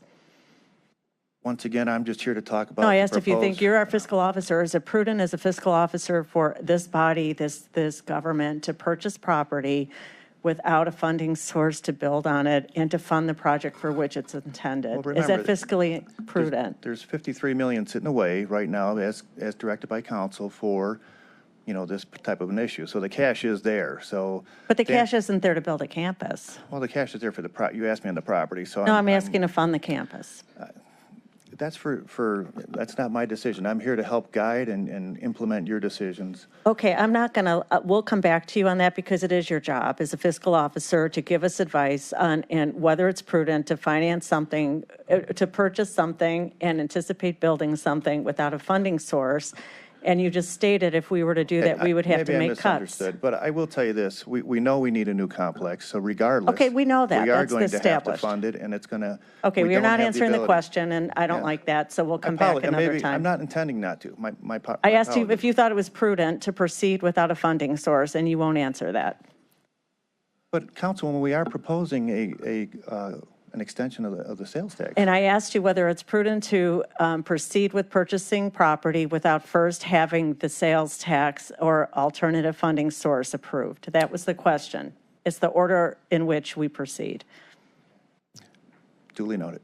Okay, thank you. At this time, Councilman Miller, and again, colleagues, we will let Councilman Miller be the last question, and then we will again come back in our upcoming Mr. President, quickly to Mr. France, could you give me an example or two of what a lease-based obligation would be? Council President, to the council member, a lease-based obligation. So, for example, the hotel, the Hilton Hotel, was financed with what are called certificates of participation. It gets into, I'm looking at Rick at this one too, just then, please speak up if I misspeak on this, but under that structure, it's a series of one-year leases that get renewed upon appropriation of debt service by this council. So as you appropriate to service the debt every year, the lease automatically renews. So it's not a long-term obligation of the county because it's a series of one-year obligations. And second and final question, has there been any significant change in the interest rate environment since we met about 6 months ago? Oh, that's a good one. Council member, so it's been a very interesting interest rate environment, very volatile, up and down from last year, or from January 1 to approximately October 27th. The long tax-exempt bond rate, the 30-year MMD benchmark rate is what we call it, increased 266 basis points. It has since, up until today, it came down approximately 65 basis points from that peak, but there's a lot of volatility in between. So when we're talking about longer-term tax-exempt obligations, a good proxy is usually the Treasury market. But under this market, with how volatile it is with the inverted yield curve, there's a good amount of disconnect between that market and the tax-exempt market. The tax-exempt market hasn't moved as much, but it has moved substantially. So it sounds like we're not any worse off than we were last fall at this point. At this point, I agree with that statement. Yes. We're not any worse off. Okay, thank you, Mr. President. Right. Okay, well, that was very abbreviated, but we will continue this conversation at our July 18th meeting as well.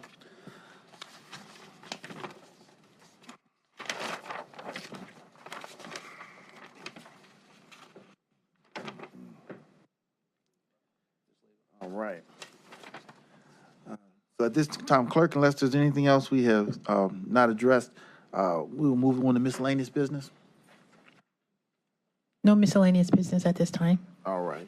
Nothing else holds our attention. Our meeting is adjourned. We will take a 5-minute, how much time you need, Andrea? 5 minutes is good. 5 minutes. We will begin the regular council meeting at 5:05.